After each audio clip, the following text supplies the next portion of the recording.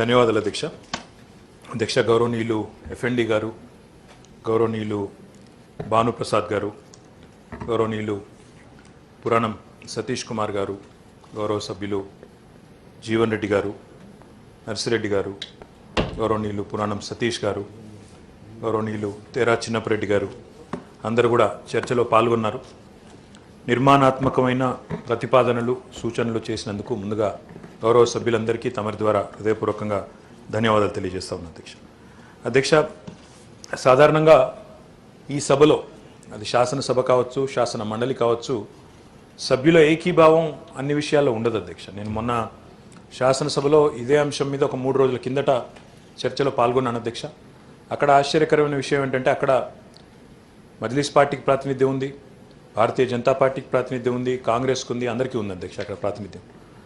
ఆ రోజు కాంగ్రెస్ పార్టీ చర్చలో పాల్గొనలేదు, ఎందుకంటే వారు ఏదో బంద్లో పోయినారు, పాల్గొనలేదు అధ్యక్ష. సర్వసాధారణంగా మజ్లిస్ పార్టీ, భారతీయ జనతా పార్టీ ఏ విషయంలో ఏకీభవించవు.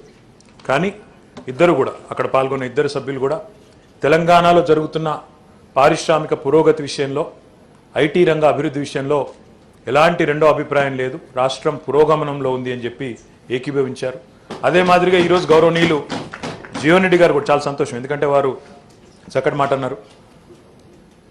రాష్ట్రం అభివృద్ధి బాటలో ముందుకు పోతున్నది, అందులో అనుమానం లేదు, ముఖ్యంగా పరిశ్రమల విషయంలో డెఫినెట్గా పురోగతి ఉందన్నారు.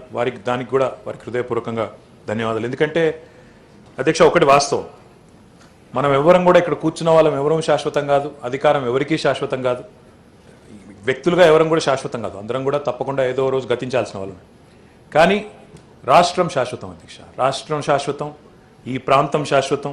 తప్పకుండా ఇక్కడ వచ్చిన ప్రాజెక్టులు కానీ లేక ఇక్కడ వచ్చే పురోగతి కానీ ఇది భవిష్యత్ తరాలు కూడా గుర్తుపెట్టుకునే విధంగా మనం చేసే కార్యక్రమాలు, పాలసీలు, విధానాలు, వాటి రూపకల్పన అవి తప్పకుండా నిలిచిపోతాయి అధ్యక్ష. కాబట్టి పెళ్లికి సావుకు ఒకటే మాత్రం చదవకూడదు అంటారు పెద్దలు. నిజంగా కూడా చాలా సంతోషం. ఈరోజు నేను అనుకున్నాను కొంత రాజకీయపరమైన విమర్శలు కానీ ఇంకోటి కానీ ఉంటాయేమో అనుకున్నాను, కానీ ఏమీ లేకుండా చాలా సాఫీగా నిర్మాణాత్మకమైన సూచనలు చేసినందుకు మిత్రులందరికీ ధన్యవాదాలు అధ్యక్ష.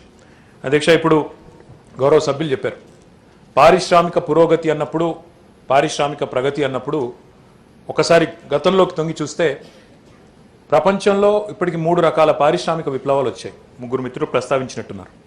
మొదటి పారిశ్రామిక విప్లవం ఏం తెచ్చింది అంటే స్టీమ్ ఇంజన్ అనే ఒక సాధనాన్ని మానవాళికి అందుబాటులోకి తెచ్చింది. తద్వారా ఆ ప్రయాణం అనేది గూడ్స్ క్యారియర్లు కానీ గూడ్స్ కానీ వాటిని తరలించడం సాఫీగా జరిగింది. రెండవ పారిశ్రామిక విప్లవం ఏం తెచ్చిందంటే అసెంబ్లీ లైన్ తెచ్చింది, మ్యానుఫ్యాక్చరింగ్ తెచ్చింది. ఒకసారి విద్యుత్ వచ్చిన తర్వాత, మ్యానుఫ్యాక్చరింగ్ ఒకసారి స్టార్ట్ అయిన తర్వాత అక్కడ నుంచి ఉత్పత్తి, దాంతోపాటు వచ్చే పరిశ్రమలు, దాంతోపాటు వచ్చే అవకాశాలు ఇవన్నీ కూడా వచ్చినాయి అధ్యక్ష. ఇక మూడవ పారిశ్రామిక విప్లవం తెచ్చింది ఏంటిది అంటే కంప్యూటరైజేషను, ఎలక్ట్రానిక్స్ ఇవన్నీ కూడా వచ్చినాయి. అది 69, 70 ఆ ప్రాంతంలో ఇందాక చిన్నపరెడ్డి గారు చెప్పినట్టు ఆ టైంలో వచ్చింది అధ్యక్ష. దురదృష్టం ఏమంటే మొదటి 2 పారిశ్రామిక విప్లవాలు వచ్చినప్పుడు, ఒకటి 18వ శతాబ్దంలో, మొదటిది 17, రెండవది 18వ శతాబ్దంలో వచ్చినప్పుడు భారతదేశం దాన్ని అందిపుచ్చుకోలేకపోయింది. ఎందుకంటే ఆనాడు మనం పరాయి పాలనలో ఉన్నాం, విదేశీ పాలనలో ఉన్నాం. ఆనాడు అప్పుడున్న పరిస్థితుల దృష్ట్యా ఇక్కడ వాళ్ళు ఒక కాలనీగా చూసినారు ఇండియాని తప్ప ఇక్కడ ఇవన్నీ చేయాలనే ఆలోచన ఆనాడు వారు చేయలేదు. కాబట్టి మొదటి 2 విప్లవాలు మనం అందుకోలేకపోయింది. మూడవది మనం అందుకున్నాం అధ్యక్ష. మూడవది కొంత అందిపుచ్చుకున్నాం, కొంత అడ్వాంటేజ్ తీసుకున్నాం, కానీ ఇంకా చేయవలసిన కార్యక్రమం చాలా ఉంది. ప్రస్తుతం ప్రపంచం మొత్తం కూడా ఈ 4వ పారిశ్రామిక విప్లవం ముంగిట్లో ఉంది అధ్యక్ష. 4వ పారిశ్రామిక విప్లవం అంటే ఏంటి? ఇప్పుడు మిత్రులు చిన్నపరెడ్డి గారు అన్నారు ఇంటర్నెట్ ఆఫ్ థింగ్స్ అని. ఇంటర్నెట్ ఆఫ్ థింగ్స్ తెలుగులో చెప్పాలంటే అధ్యక్ష చాలా సులువు. ఇవాళ చాలామంది ఇళ్లలో మీరు చూస్తుంటారు, లేదా టెలివిజన్ అడ్వర్టైజ్మెంట్లలో చూస్తూ ఉంటారు, అలెక్సా అని ఒకటి ఉంటుంది. మనం ఒక మెషిన్తో సంభాషించవచ్చు నేరుగా. మనం ఒక మెషిన్కు మాకు ఈ పాట కావాలి అంటే ఆ పాట వస్తుంది, ఎంత టైం అవుతుంది అంటే చెప్తుంది, లేదా మనకేం కావాలనుకుంటే ఆ మెషిన్తో నేరుగా సంభాషించే ఒక పరిస్థితి. అధ్యక్ష ఇంటర్నెట్ ఆఫ్ థింగ్స్ అంటే ఏంటంటే మన ఫోన్ మన ఫ్రిడ్జ్తో మాట్లాడుతుంది, మన ఫ్రిడ్జ్ మన కారుతో మాట్లాడుతుంది, మన కారు మన వాషింగ్ మెషిన్తో మాట్లాడే పరిస్థితి. అంటే ఒక సాధనం ఇంకో సాధనంతో కమ్యూనికేట్ చేసుకునే విధంగా, అంటే చాలా నేను కొద్దిగా ఓవర్ సింప్లిఫై చేసి చెప్తున్నా, కానీ ఇంటర్నెట్ ఆఫ్ థింగ్స్ అంటే అది. ఈరోజు అట్లాంటి ఒక అపురూపమైన సందర్భంలో ఒక డిజిటల్ రెవల్యూషన్ ముంగిట మనందరం కూడా ఉన్నాం. డిజిటల్ రెవల్యూషన్ ఇంకేమేమి అవుతాయి అంటే, ఒకప్పుడు అధ్యక్ష మనందరికీ తెలుసు ఒక ఫోన్ అనేది గొప్ప ఒక కోరిక, ఇంట్లో ఉండాలి ఒక ఫోన్ అంటే. నేను చిన్నగా ఉన్నప్పుడు మా నాయన అప్పుడు ఆనాడు ఎమ్మెల్యే క్వార్టర్స్లో ఉండేది అధ్యక్ష, ఇక్కడనే కొత్త ఎమ్మెల్యే క్వార్టర్స్ అని అప్పుడు అందరూ ఇప్పుడు వాటిని ఆదర్శ్ నగర్లో సార్, ఎర్రమందిరి కాదు సార్, అంతకంటే ముందు అక్కడ న్యూ ఎమ్మెల్యే క్వార్టర్స్లో 203 క్వార్టర్లో ఉన్నాం సార్, ఆదర్శ్ నగర్. సార్ ఆనాడు ఒక ఇంట్లో ఫోన్ ఉండాలంటే ఒక పెద్ద కథ, దానికి ఒక ఎంపీ గారు ఉత్తరం కావాలి. ఆ ఎంపీ గారు ఉత్తరం రాస్తే మళ్ళీ బిఎస్ఎన్ఎల్ దయదల్చాలా, బిఎస్ఎన్ఎల్ దయదలిచి ఒకవేళ వచ్చి ఆ ఫోన్ పెట్టినాక కూడా మళ్ళీ దానికి కనెక్షన్ ఇవ్వాలంటే ఇంకో నెల, అన్ని రోజులు రోజు పోయి చూసుకోవాలి మనం అందులో రింగ్ టోన్ వస్తున్నదా లేదా. అప్పట్లో పీపీ అనేది ఒక పెద్ద పాపులర్ ఇది ఉండేది అధ్యక్ష. పీపీ అంటే మరి అసలు విషయం ఏందో తెలియక నేత పక్కింటి ఫోన్ అనుకున్నాం, అట్లాంటి కథ ఉండేది అధ్యక్ష ఒకప్పుడు. అంటే ఒక ఫోన్ అనేది రావడం అంటేనే పెద్ద గగనం. అట్లాంటిది ఒకసారి టెలికాం రెవల్యూషన్ వచ్చిన తర్వాత గౌరవనీయులు పివి నరసింహారావు గారి పుణ్యం, గౌరవనీయులు ఆనాడు ప్రధానమంత్రిగా పనిచేసిన అనుభవాలు వారు తీసుకొచ్చిన ఆర్థిక సంస్కరణల పుణ్యమా అని ఒకసారి టెలికాం విప్లవం వచ్చిన తర్వాత ఈరోజు ఈ రూమే కదా, ఆ పక్క రూమ్లో కూర్చున్న వాళ్ళు ఎవరైనా సరే అధ్యక్ష, ఫోన్ లేని మొబైల్ ఫోన్ లేని మానవుడు లేడు. ఒకటి సరిపోతలేదు అధ్యక్ష, ఇయ్యాలి రేపు 2, 3 పెట్టుకుడు ఉన్నారు. ఇది వాస్తవం. ఒకనాడు ఒక ల్యాండ్ తప్పించిపోయిన ఈరోజు 2 చాలా కామన్గా చాలా నార్మల్గా చూస్తా ఉన్నాం. ఇది రెవల్యూషన్ అంటే డిజిటల్. రేపటి రోజున నేను చెప్పితము కాల్పనికము ఎక్కువ 3D ప్రింటింగ్ అనే టెక్నాలజీ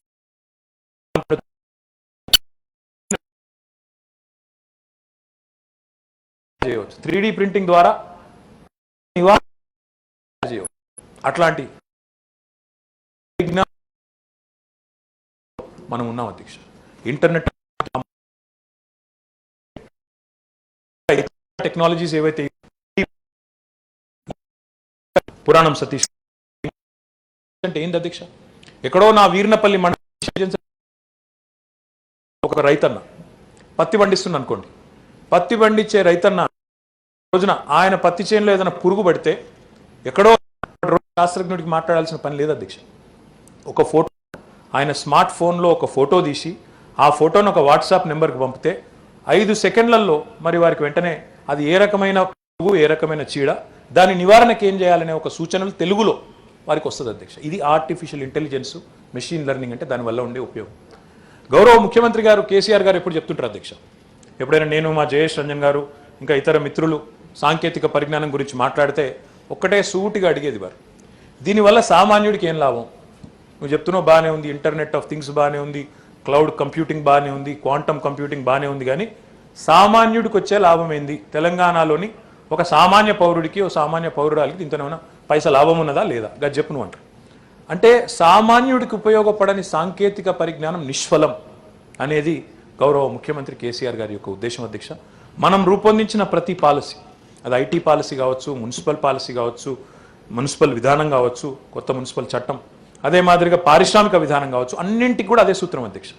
పౌరుడు కేంద్రంగా, పౌరుడి సమస్యల పరిష్కారమే ప్రధాన ఇతివృత్తంగా ఈరోజు మనం బ్రహ్మాండంగా ఇన్ని పాలసీలు తీసుకొచ్చినాం అధ్యక్ష. అందుకే తెలంగాణ ముందుకు పోతోంది, తెలంగాణ పురోగమిస్తున్నది అంటే ఊరికేనేదో ఆషామాషిగా నోటి మాటలతోని జరగడం లేదు అధ్యక్ష. దాని వెనకాల ఎంతో శ్రమ, ఎంతో ఆలోచన, ఎంతో దక్షత, ఇవన్నీ ఉంటే సాధ్యమవుతుంది తప్ప ఆషామాషిగా కార్యక్రమాలు కావు అధ్యక్ష. అధ్యక్ష, ఒక సంవత్సరం కిందట గౌరవ ప్రధానమంత్రి నరేంద్ర మోడీ గారు ఒక సమావేశం పిలిచినారు. అన్ని రాజకీయ పక్షాల యొక్క అధ్యక్షులని ఆ సమావేశానికి ఆహ్వానించినారు అధ్యక్ష. మన రాష్ట్రం నుంచి నేను టీఆర్ఎస్ పార్టీ యొక్క కార్యనిర్వాహక అధ్యక్షుడిగా నేను, మజ్లిస్ పార్టీ నుంచి మన మజ్లిస్ పార్టీ యొక్క అధ్యక్షులు హైదరాబాద్ పార్లమెంట్ సభ్యులు అసదుద్దీన్ ఓవైసీ గారు కూడా ఆ సమావేశంలో పాల్గొన్నాం అధ్యక్ష. సమావేశంలో మోదీ గారు ఏమడిగినారంటే, భారతదేశానికి స్వాతంత్రం వచ్చి 2022 సంవత్సరానికి కరెక్ట్గా 75 ఏళ్ళు నిండుతాయి. అదే మాదిరిగా మన గౌరవ జాతిపిత మహాత్మా గాంధీ గారి 150వ జయంతి వస్తున్నది. ఒక కొత్త భారతదేశం ఆవిష్కరించాలి, ఈ అవకాశం అరుదుగా వస్తుంది. నేను ప్రధానమంత్రిగా ఉన్నప్పుడు ఇది రావడం నా అదృష్టము. ఒక కొత్త భారతాన్ని, నయా భారత్ కో అగర్ ఆవిష్కార్ కర్నా హై తో క్యా కర్నా చెయ్యి, ఏం చేయాలి అని వారు ఒక మాట అడిగినారు అధ్యక్ష.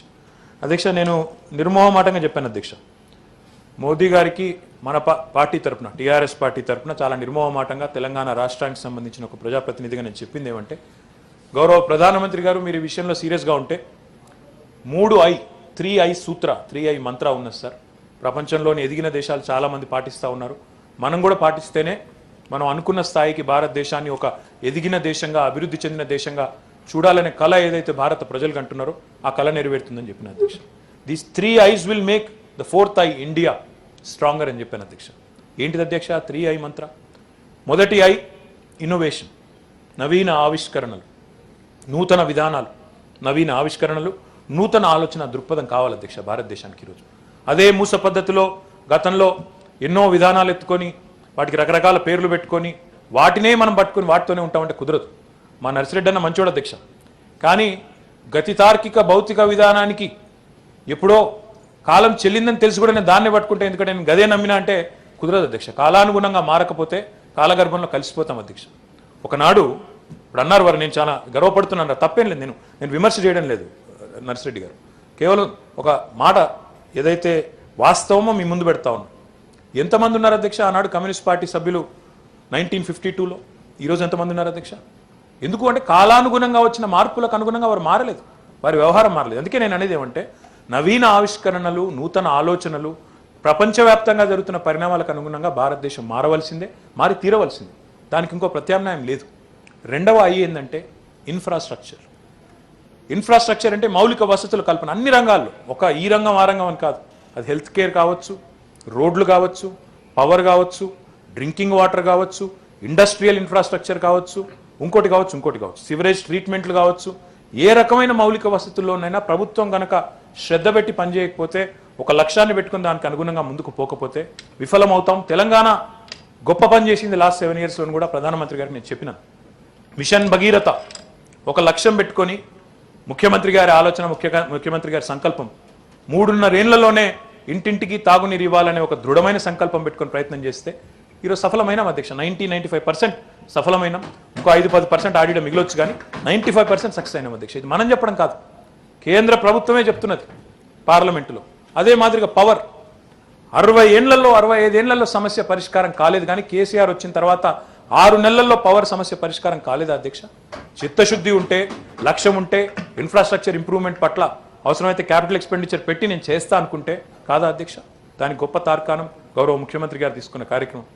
ఈరోజు ప్రాజెక్టుల విషయమే వస్తే ఇన్ఫ్రాస్ట్రక్చర్ విషయంలో చైనాలో ఇట్లా చేసిండ్రు అట్లా చేసిండ్రు అని చెప్తారు అధ్యక్ష. మా మిత్రులు కొంతమంది అయితే చైనాలో వాన పడితే కూడా ఇక్కడ గొడుగులు పడతారు అధ్యక్ష. కానీ అధ్యక్ష చైనీస్ ఎగ్జిక్యూషన్ కంటే కూడా బాగా ఈరోజు ప్రపంచంలోనే అతిపెద్దదైన multi stage lift irrigation project Kaleshwaram ప్రాజెక్టును 4 ఏళ్లలో గౌరవ ముఖ్యమంత్రి గారి నేతృత్వంలో మన ఇంజనీర్లు పూర్తి చేయలేదా అధ్యక్ష? ఇది కనబడతలేదా మనకు? ఈరోజు మీరు గూగుల్ పోయి కొట్టండి, గూగుల్లో పోయి టైప్ చేయండి, world's largest multi stage lift irrigation project అని టైప్ చేయండి. అది మన తెలంగాణలో ఉండడం మనకు గర్వకారణం కాదా అధ్యక్ష? కాబట్టి ఇన్ఫ్రాస్ట్రక్చర్ అనే దానికి ప్రత్యామ్నాయం లేదు. మిత్రులు ఇంకా బాధాకరం ఏమంటే అధ్యక్ష, మూస పద్ధతిలో మాట్లాడతారు అధ్యక్ష. అప్పుల కుప్ప అయిపోయింది తెలంగాణ అని ఒక ఆయన అంటాడు. బంగారు తెలంగాణ మీ చేతిలో పెడితే అప్పులపాలు చేసిండ్రు అని ఒక ఆయన మాట్లాడతారు అధ్యక్ష. అధ్యక్ష ఈ రాష్ట్ర ప్రభుత్వం తెలంగాణ ఏర్పడ్డ తర్వాత ఈ 7 ఏళ్ల కాలంలో చేసిన ప్రతి రూపాయి అప్పుని ఎక్కడ పెట్టింది అధ్యక్ష? అప్పు చేసి వేరే అనుత్పాదక రంగాలకు మళ్ళించినాం అధ్యక్ష. అప్పు చేసిన ప్రతి రూపాయి we have spent on capital expenditure, we have spent on creating permanent assets for the state of Telangana. అది డ్రింకింగ్ వాటర్ కావచ్చు, ఇరిగేషన్ కావచ్చు, అది ఇండస్ట్రియల్ పార్కులు కావచ్చు, లేదా ల్యాండ్ అక్విజిషన్ కావచ్చు, వాటికి ఖర్చు పెట్టాం తప్ప అప్పు చేసి పప్పు కూడా తినలేదు అధ్యక్ష. అందుకే అప్పు అనే మాటనే శుద్ధ తప్పు అధ్యక్ష. ఎందుకంటే అప్పు చేసి ఉత్పాదక రంగంలో ప్రొడక్టివ్ సెక్టర్ మీద పెడితే 1000కి 1000% it pays back. Who does it pay back? KCR కా? Who does it pay back? ఒక ముఖ్యమంత్రిగా కూర్చున్న స్థానంలో ఉండే వ్యక్తికా? కాదు అధ్యక్ష. 1,00,000 కోట్లతో ఈరోజు కాళేశ్వరం కడితే, ఇందాక మా మిత్రులు చిన్నపరెడ్డి గారు అన్నారు అధ్యక్ష, 3 కోట్ల పైచిలుకు టన్నుల ధాన్యం పండింది, 1,00,000 కోట్ల విలువ అన్నారు వారు. 1,00,000 కోట్లు కాదు అధ్యక్ష, అది ఎక్కువ. దాదాపు 4 లక్షల కోట్ల విలువ చేసే ధాన్యం పండింది. 1,00,000 కోట్ల పెట్టుబడితో 1 సంవత్సరంలో 4 లక్షల కోట్ల ఆదాయం వస్తే తెలంగాణ రైతు అది పండిస్తే అది రాష్ట్ర ఆదాయం కాదా అధ్యక్ష? ఆ పైసలు ఎక్కడ పోతాయి? మళ్ళా రైతు పండించే ప్రతి పైసా, ప్రతి గింజ, రైతుకు వచ్చే ప్రతి పైసా మళ్ళీ రాష్ట్రంలో పెట్టుబడి పెడతాడు కదా. ఒక ఆయన బండి కొంటాడు, ఒక ఆయన ఇల్లు కొంటాడు, ఒక ఆయన భూమి కొంటాడు. ఎందుకు పెరుగుతున్నాయి? ఇందాక మా నరసన్ అన్నాడు రేట్లు పెరిగిపోయినాయి అన్నాడు. ఎందుకు పెరిగినాయి అంటే మన దగ్గర కొనుగోళ్లు పెరిగినాయి, ఉత్పాదక శక్తి పెరిగింది, సామాన్యుడి యొక్క సత్తా పెరిగింది కాబట్టి రేట్లు పెరుగుతున్నాయి. దాన్ని తప్పెట్లా భావిస్తాం మనం? అది అభివృద్ధిలో అదొక భాగం తప్ప నాకు అది కావాలి ఇది కావాలి కానీ ఇది మాత్రం కాకూడదు అంటే ఎట్లయితుంది? మన పిల్లలకేమో కార్పొరేట్ కంపెనీల్లో ఉద్యోగాలు కావాలి అధ్యక్ష, కానీ కార్పొరేట్ కంపెనీలకు భూములు ఇవ్వద్దు అధ్యక్ష. అది వాళ్ళ విధానం. ఇది ఎట్లా కుదురుతుంది అధ్యక్ష? నా విజ్ఞప్తి ఏమంటే ఈ 2 విషయాలు, ఇన్నోవేషన్, ఇన్ఫ్రాస్ట్రక్చర్, ఈ రెండింటికంటే కూడా ముఖ్యమైనది ఇంక్లూజివ్ గ్రోత్, సమ్మిళిత అభివృద్ధి. అధ్యక్ష, మా ప్రభుత్వం ఒక విధానం తీసుకుంది అధ్యక్ష. మేము మొట్టమొదటనే ఈ రాష్ట్రానికి బాధ్యతలు ప్రజలు అప్పచెప్పిన మొట్టమొదటి సంవత్సరంలోనే ముఖ్యమంత్రి గారు ఒక మాట అన్నారు అధ్యక్ష. పరిశ్రమల విభాగం మీటింగ్ పిలిచి వారు చెప్పిన మాట, పరిశ్రమలంటే టాటాలే కాదు, పరిశ్రమలంటే తాతల నాటి కులవృత్తులకు పునరుజ్జీవం పోయడం కూడా పరిశ్రమనే. పరిశ్రమనంటే బిర్లానే కాదు, బోర్లాబడ్డ ఎంఎస్ఎంఈకి పూర్వ వైభవం తేవడం కూడా పరిశ్రమనే. ఇది ముఖ్యమంత్రి గారు మాకు మొట్టమొదటి రోజు చెప్పిన మాట. ఇది మా విధానం అధ్యక్ష. Innovation, infrastructure, inclusive growth, this is our mantra for Telangana. It will lead to further industrialisation. ఇది మేము ఎంచుకున్న మార్గం అధ్యక్ష. అధ్యక్ష, సమ్మిళిత అభివృద్ధి అంటే కేవలం చిన్న పెద్ద పరిశ్రమలే కాదు. ఈరోజు తెలంగాణలో ఒక అపురూపమైన దృశ్యం కనబడుతుంది మీకు. ఒకవైపు వ్యవసాయ ఉత్పత్తులు పెరుగుతున్నాయి, ఇంకోవైపు పరిశ్రమ పరుగులు పెడుతున్నది. ఒకవైపు ఈరోజు ఆహార శుద్ధి పరిశ్రమలు వస్తున్నాయి, ఇంకోవైపు ఐటీ రంగం దూసుకొని పోతున్నది. పల్లె ప్రగతిలో పల్లెలు బాగైతున్నాయి, పట్టణ ప్రగతిలో పట్టణాలు కూడా బాగైతా ఉన్నాయి. ఇది తెలంగాణలోని సమ్మిళితమైన అభివృద్ధి. ఇది భారతదేశంలో మీకు ఎక్కడ కనబడదు. నేను దాని గురించి కూడా తర్వాత చెప్తాను. ఎందుకు కనబడదు, ఎందుకు నేను చెప్పాల్సి వస్తున్నది ఆ మాట అనేది కూడా చెప్తాను. అధ్యక్ష, ఇంకొక మాట కూడా చెప్పాలి అధ్యక్ష. మా మిత్రులు ఎంప్లాయ్మెంట్ గురించి కూడా మాట్లాడినారు. బయట ఇంకెక్కువ మాట్లాడుతున్నారు. ఇక్కడన్నా తక్కువ మాట్లాడింది కానీ బయట చాలా ఎక్కువ మాట్లాడుతున్నారు.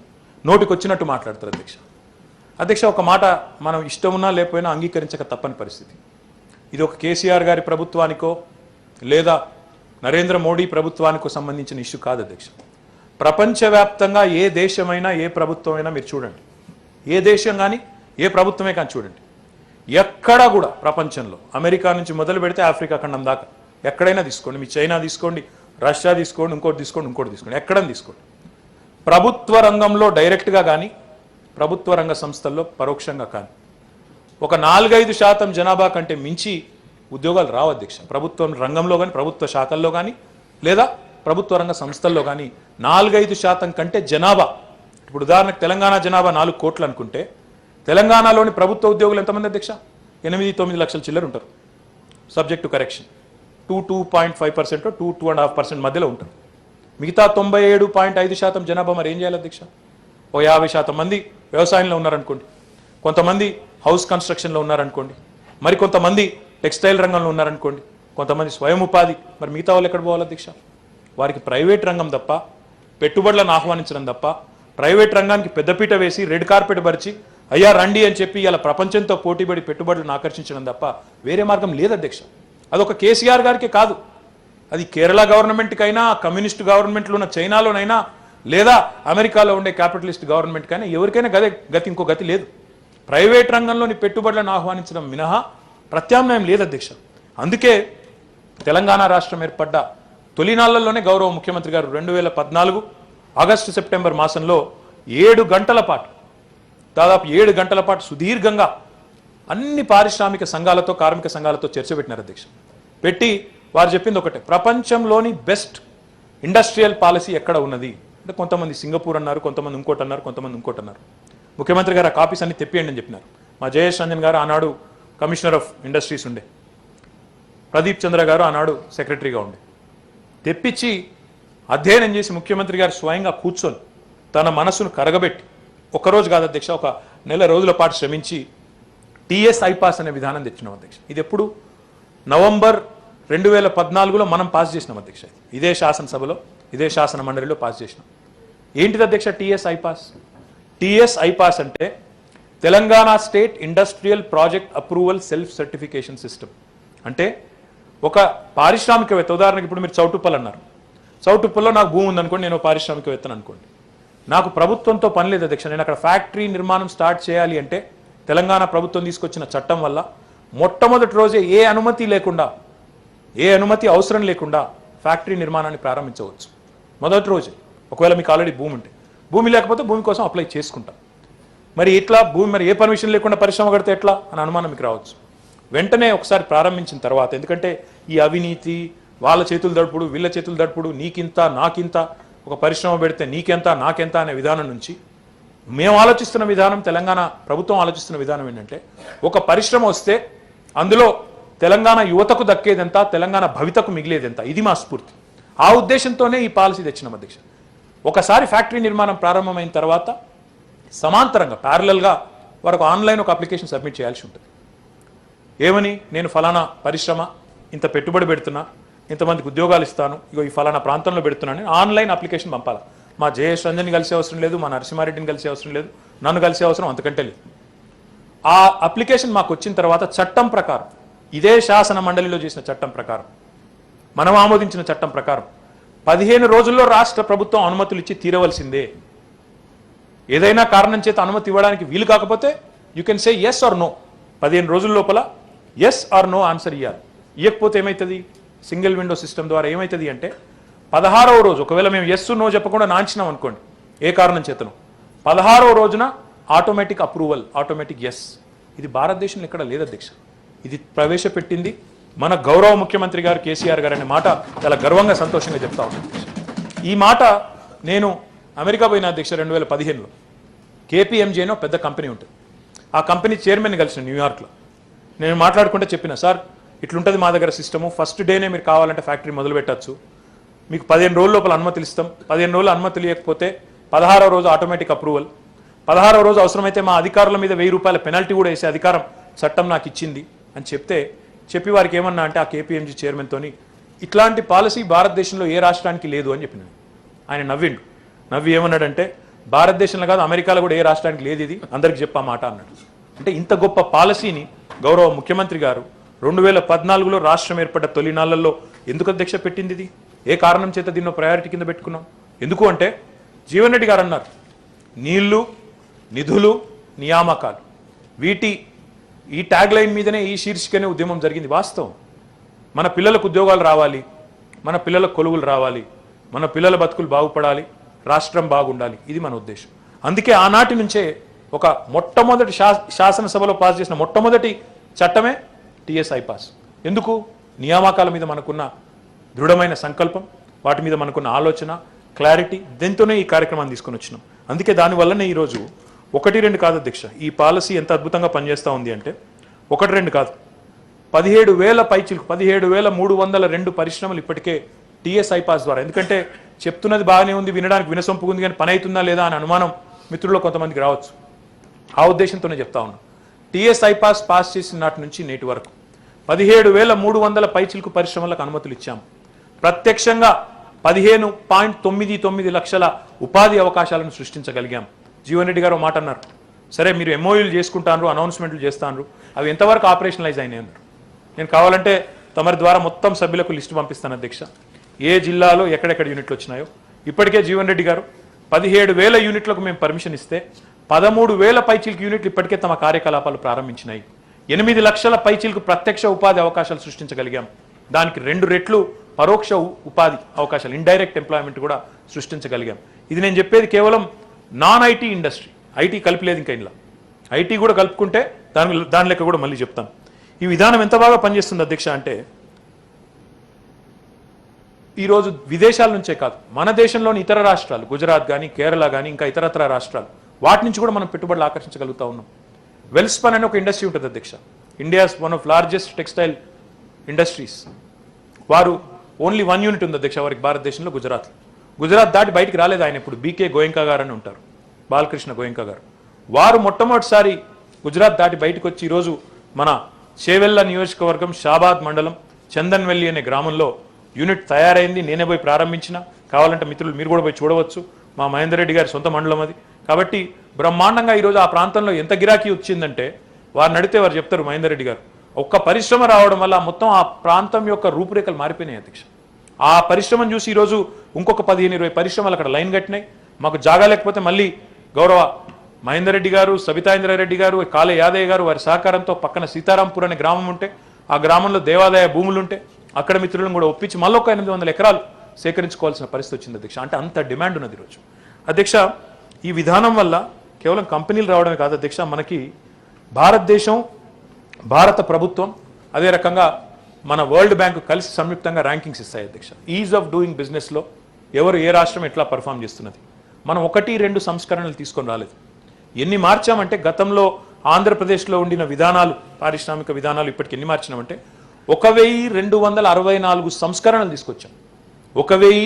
264 సంస్కరణలు తీసుకురావడం వల్ల ఈరోజు టాప్ 3లో మొదటి సంవత్సరం నంబర్ 1 ఉన్నాం, రెండో సంవత్సరం ఒక వెంట్రుకవాసిలో మిస్ అయింది, మొన్నటి ర్యాంకింగ్లో 3rd ప్లేస్లో ఉన్నాం ఈజ్ ఆఫ్ డూయింగ్ బిజినెస్లో మొత్తం భారతదేశంలో. ఇది చిన్న విషయం కాదు అధ్యక్ష.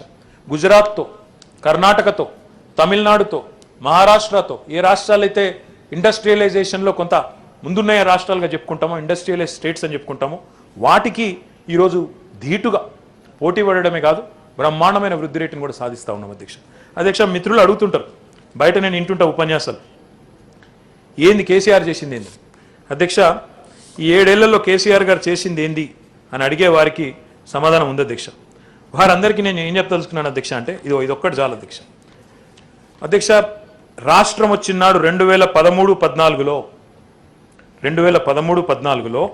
మన రాష్ట్రం ఏర్పడ్డ నాడు మన తలసరి ఆదాయం, రాష్ట్రంలోని ప్రతి వ్యక్తి యొక్క తలసరి ఆదాయం, పర్ క్యాపిటల్ ఇన్కమ్ 1.12 లక్షలు అధ్యక్ష, 1,12,000 రూపాయలు. ఇది 2014లో అధ్యక్ష. అధ్యక్ష, ఈరోజు 2020వ సంవత్సరం మొన్న వచ్చిన లెక్కల ప్రకారం, నా లెక్క కాదు, రిజర్వ్ బ్యాంక్ ఆఫ్ ఇండియా లెక్క, నీతి ఆయోగ్ లెక్క, కేంద్ర ప్రభుత్వం యొక్క union ministry of statistics and programme అని ఒక డిపార్ట్మెంట్ ఉంటుంది, వాళ్ళ లెక్క అధ్యక్ష. ఆనాడు 1,12,000 రూపాయలు ఉంటే 7 ఏళ్లలో తెలంగాణ యొక్క తలసరి ఆదాయం ఈరోజు పెరిగి 2,37,000 రూపాయలు అయింది అధ్యక్ష. ఇది తలసరి ఆదాయం నేను చెప్పేది. ఎందుకంటే మా నర్సిరెడ్డి అన్నకు డౌట్ వస్తుంది, ఎందుకంటే రాష్ట్రం జీడిపి పెరిగిందంటే జీడిపి పెరుగుడు కాదు, తలసరి ఆదాయం ఎంత పెరిగిందో చెప్పంటారు వారు ఎప్పుడైనా కూడా. అందుకే చెప్తా ఉన్నా, మొదలది చెప్తున్నా అధ్యక్ష. రెండోది అధ్యక్ష, GSDP, gross state domestic product, రాష్ట్ర స్థూల ఉత్పత్తి, ఆదాయ ఉత్పత్తి ఎంత అయిందంటే అధ్యక్ష 2014లో ఆనాడు జిఎస్డిపి మన రాష్ట్రానికి సంబంధించింది 4,51,000 కోట్లు ఉండే అధ్యక్ష. 4,51,000 కోట్లు అధ్యక్ష. ఈరోజు 7 ఏళ్ల కేసీఆర్ పాలన వల్ల సర్వతోముఖాభివృద్ధి జరిగి మన జిఎస్డిపి 9,80,000 కోట్లకు పెరిగింది అధ్యక్ష. అంటే మోర్ దెన్ డబుల్, 4,51,000 కోట్ల నుంచి 9,80,000 కోట్లకు పెరిగింది. ఇది అభివృద్ధి కాదా అధ్యక్ష? ఇది సమర్థత కాదా? ఇది కేసీఆర్ కార్యదక్షత కాదా? కేసీఆర్ ప్రభుత్వం యొక్క విజయం కాదా? ఇంకొక మాట చెప్పాలా, సరే మరి మన తలసరి ఆదాయం 1,12,000 ఉండే, ఇప్పుడు 2,37,000 అయింది. మరి భారతదేశం యొక్క సగటు ఎంతంటే అధ్యక్ష, భారతదేశం యొక్క సగటు ఈరోజు 2021 సంవత్సరంలో మన భారతదేశం యొక్క సగటు తలసరి ఆదాయం 1,28,829 రూపాయలు. మనదేమో 2,37,000 అయితే, అంటే జాతీయ సగటు కంటే 1,09,000 రూపాయలు మన తలసరి ఆదాయం ఎక్కువ. This is where Telangana is compared to others. ఇంకొక మాట కూడా చెప్పాలి, సరే మన జిఎస్డిపి పెరిగింది, మన పర్ క్యాపిటల్ పెరిగింది, మన కాంట్రిబ్యూషన్ ఏమైనా పెరిగిందా భారతదేశానికి? అధ్యక్ష, ఇగో this is a report given by RBI, reserve bank of India మొన్న విడుదల చేసింది అధ్యక్ష. Reserve bank of India handbook of statistics on the Indian economy 2020-21 public domain document. ఇది నాది కాదు, నా సొంత కవిత్వం, అంతకంటే కాదు. దయచేసి మిత్రులు ఎవరికైనా అనుమానం ఉంటే చెక్ చేసుకోండి, చదువుకోండి. ఇందులో ఏం చెప్పినారు అధ్యక్ష అంటే చాలా స్పష్టంగా చెప్పినారు, Telangana is the 4th largest contributor to Indian economy. భారతదేశాన్ని సాదుతున్న రాష్ట్రాల్లో 4వ రాష్ట్రం తెలంగాణ. ఇది ఎంత గొప్ప మాట అధ్యక్ష, ఇది గర్వకారణం కాదా అధ్యక్ష? ఇంకొక మాట చెప్పాలి, నేను భారతదేశానికి కాంట్రిబ్యూట్ చేసే, ఎకానమీకి కాంట్రిబ్యూట్ చేసే దాంట్లోనేమో 4వ రాష్ట్రం. జనాభా పరంగా చూస్తే మన ర్యాంక్ ఏంది అధ్యక్ష? 12, భౌగోళికంగా 11. కానీ భారతదేశాన్ని సాధే విషయంలో 4, భారతదేశానికి పనికొచ్చే కార్యక్రమాల రూపకల్పనలో నెంబర్ 1 రాష్ట్రం అని చెప్పక తప్పదు అధ్యక్ష. ఇది వాస్తవం, నేను చెప్పేది నా సొంత కవిత్వం కాదు, ఇది ఆర్బీఐ రిపోర్ట్ అధ్యక్ష. అధ్యక్ష, దాంతో పాటు ఎట్లా పెరిగింది, ఎందుకు పెరిగింది అధ్యక్ష? 2014లో మన తెలంగాణ కాంట్రిబ్యూషన్ భారతదేశం యొక్క జీడిపికి, భారతదేశం యొక్క మనది జిఎస్డిపి కాదు సార్, భారతదేశం జీడిపికి 4%, 4% మన కాంట్రిబ్యూషన్ ఆనాడు 2014 అధ్యక్ష. ఈరోజు మన కాంట్రిబ్యూషన్ భారత జీడిపికి 5% అధ్యక్ష, 1% పెరిగింది. చిన్న విషయం కాదు, 1% జీడిపి కాంట్రిబ్యూషన్ అంటే కొన్ని లక్షల కోట్ల అధ్యక్ష. ఇంత పెద్ద ఎత్తున పర్ఫామ్ చేస్తుంటే ఒక స్టేటు, మరి దీన్ని కొంతమంది నిందించే విధంగా మాట్లాడడం అంటే రాజకీయాలు బయట, నేను ఇక్కడ కాదు శాసన మండలిలో అందరు గొప్పగా మాట్లాడినారు, చాలా సంతోషంగా బయట మాట్లాడుతున్నారు అధ్యక్ష. ఒక రాష్ట్రాన్ని కర్స్ చేసే విధంగా, మన రాష్ట్రాన్ని మనమే శపించే విధంగా, మన రాష్ట్రానికి మనమే ఒక నెగిటివ్ ఇమేజ్ తెచ్చే విధంగా బయట మాట్లాడుతూ ఉన్నాం. ఇది మంచిది కాదు. ఎందుకంటే ఇందాక నేను చెప్పినట్టు అధికారం ఎవరికీ శాశ్వతం కాదు, రాజకీయం శాశ్వతం కాదు, మన ఎవరి పదవులు శాశ్వతం కాదు, మన ప్రాణాలు శాశ్వతం కాదు. కానీ 100% నేను చెప్పేది వాస్తవం. ఈ రాష్ట్రం శాశ్వతం, ఈ రాష్ట్ర ప్రయోజనాలు శాశ్వతం. కాబట్టి బయట మాట్లాడే మిత్రులు కూడా దయచేసి గుణాత్మకంగా మాట్లాడండి, నిర్మాణాత్మకంగా మాట్లాడండి, ఎటుబడితే మాట్లాడవద్దని చెప్పి నేను వారికి విజ్ఞప్తి చేస్తా ఉన్నాను. అధ్యక్ష, ఒక్క మాటలో చెప్పాలంటే ముఖ్యమంత్రి గారికి మరి ఆయనకుండే కమిట్మెంటు, ఆయనకుండే ఆరాటం, ఆయనకుండే ప్రేమ ఈ రాష్ట్రం మీద ఎక్కువ, ఎవరికంటే కూడా ఎక్కువ. ఎందుకంటే ఈ రాష్ట్రం ఎట్లా వచ్చిందో ఒకసారి గుర్తు తెచ్చుకోండి. మిగతా ఇప్పుడు 28 రాష్ట్రాలు ఉన్నాయి భారతదేశంలో. 28 రాష్ట్రాలకు సీఎంలు ఉంటారు అధ్యక్ష. కానీ తెలంగాణ పరిస్థితి భిన్నం. మిగతా రాష్ట్రాలకు సీఎంలు ఉంటారు, కానీ ఇక్కడ రాష్ట్రాన్నే తెచ్చిన సీఎం ఉన్నారనే మాట నేను గుర్తు చేస్తా ఉన్నాను.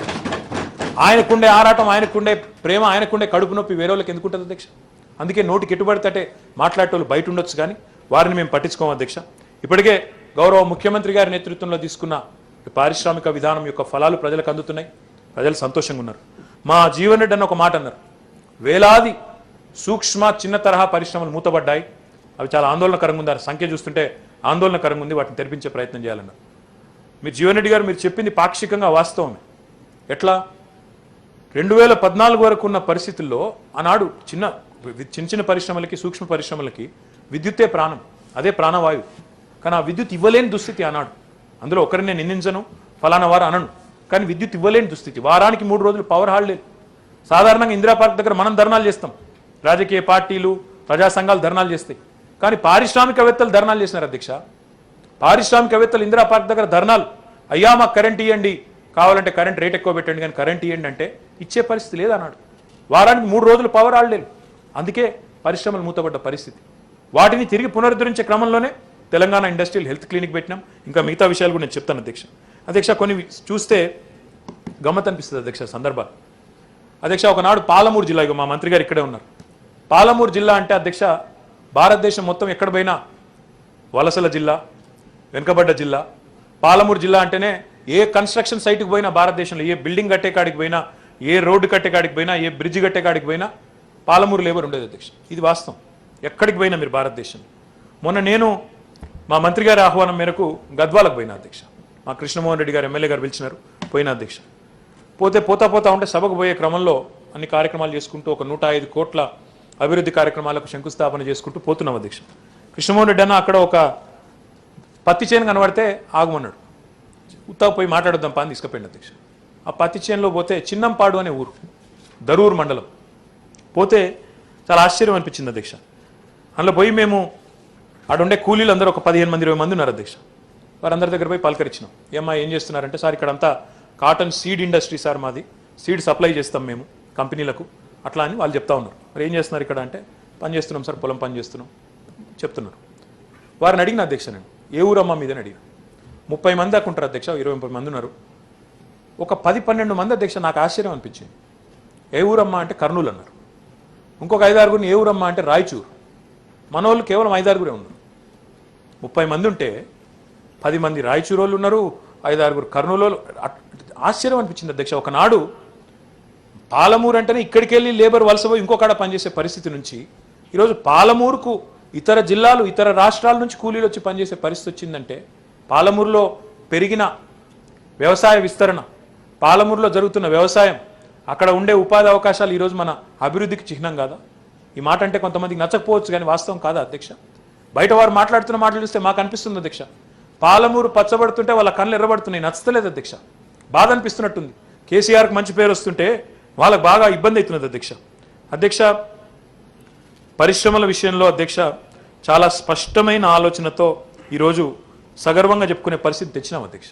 నేను చెప్పాను 17,302 యూనిట్లను చెప్పాను అధ్యక్ష. నేను మొత్తం లిస్టు గౌరవ సభ్యులకు ఇస్తాను. అందులో ఇప్పటికే 13,000 ఆపరేషనలైజ్ అయినాయని కూడా చెప్పినాను. డెఫినెట్గా I'm saying this very proudly sir. ఒకప్పుడు బెంగాల్లో బెంగాల్ గురించి ఒక సామెత ఉండేది, what Bengal thinks today India does tomorrow. Bengal ఈరోజు ఆలోచించింది రేపు భారతదేశం ఆలోచిస్తుందని ఒక సామెత ఉండేది అధ్యక్ష. నేను గర్వంగా చెప్తా ఉన్నా, మన టీఎస్ ఐపాస్ కానీ, మన రైతు బంధు కానీ, మన మిషన్ భగీరథ కానీ, మన urban forest, urban lung spaces కానీ ఇవాళ మొత్తం భారతదేశానికి, భారత ప్రభుత్వానికి ఆదర్శంగా నిలుస్తున్నాయని గర్వంగా చెప్తా ఉన్నా అధ్యక్ష. అందుకే what Telangana thinks today, India thinks tomorrow అనే పరిస్థితి వచ్చింది అధ్యక్ష.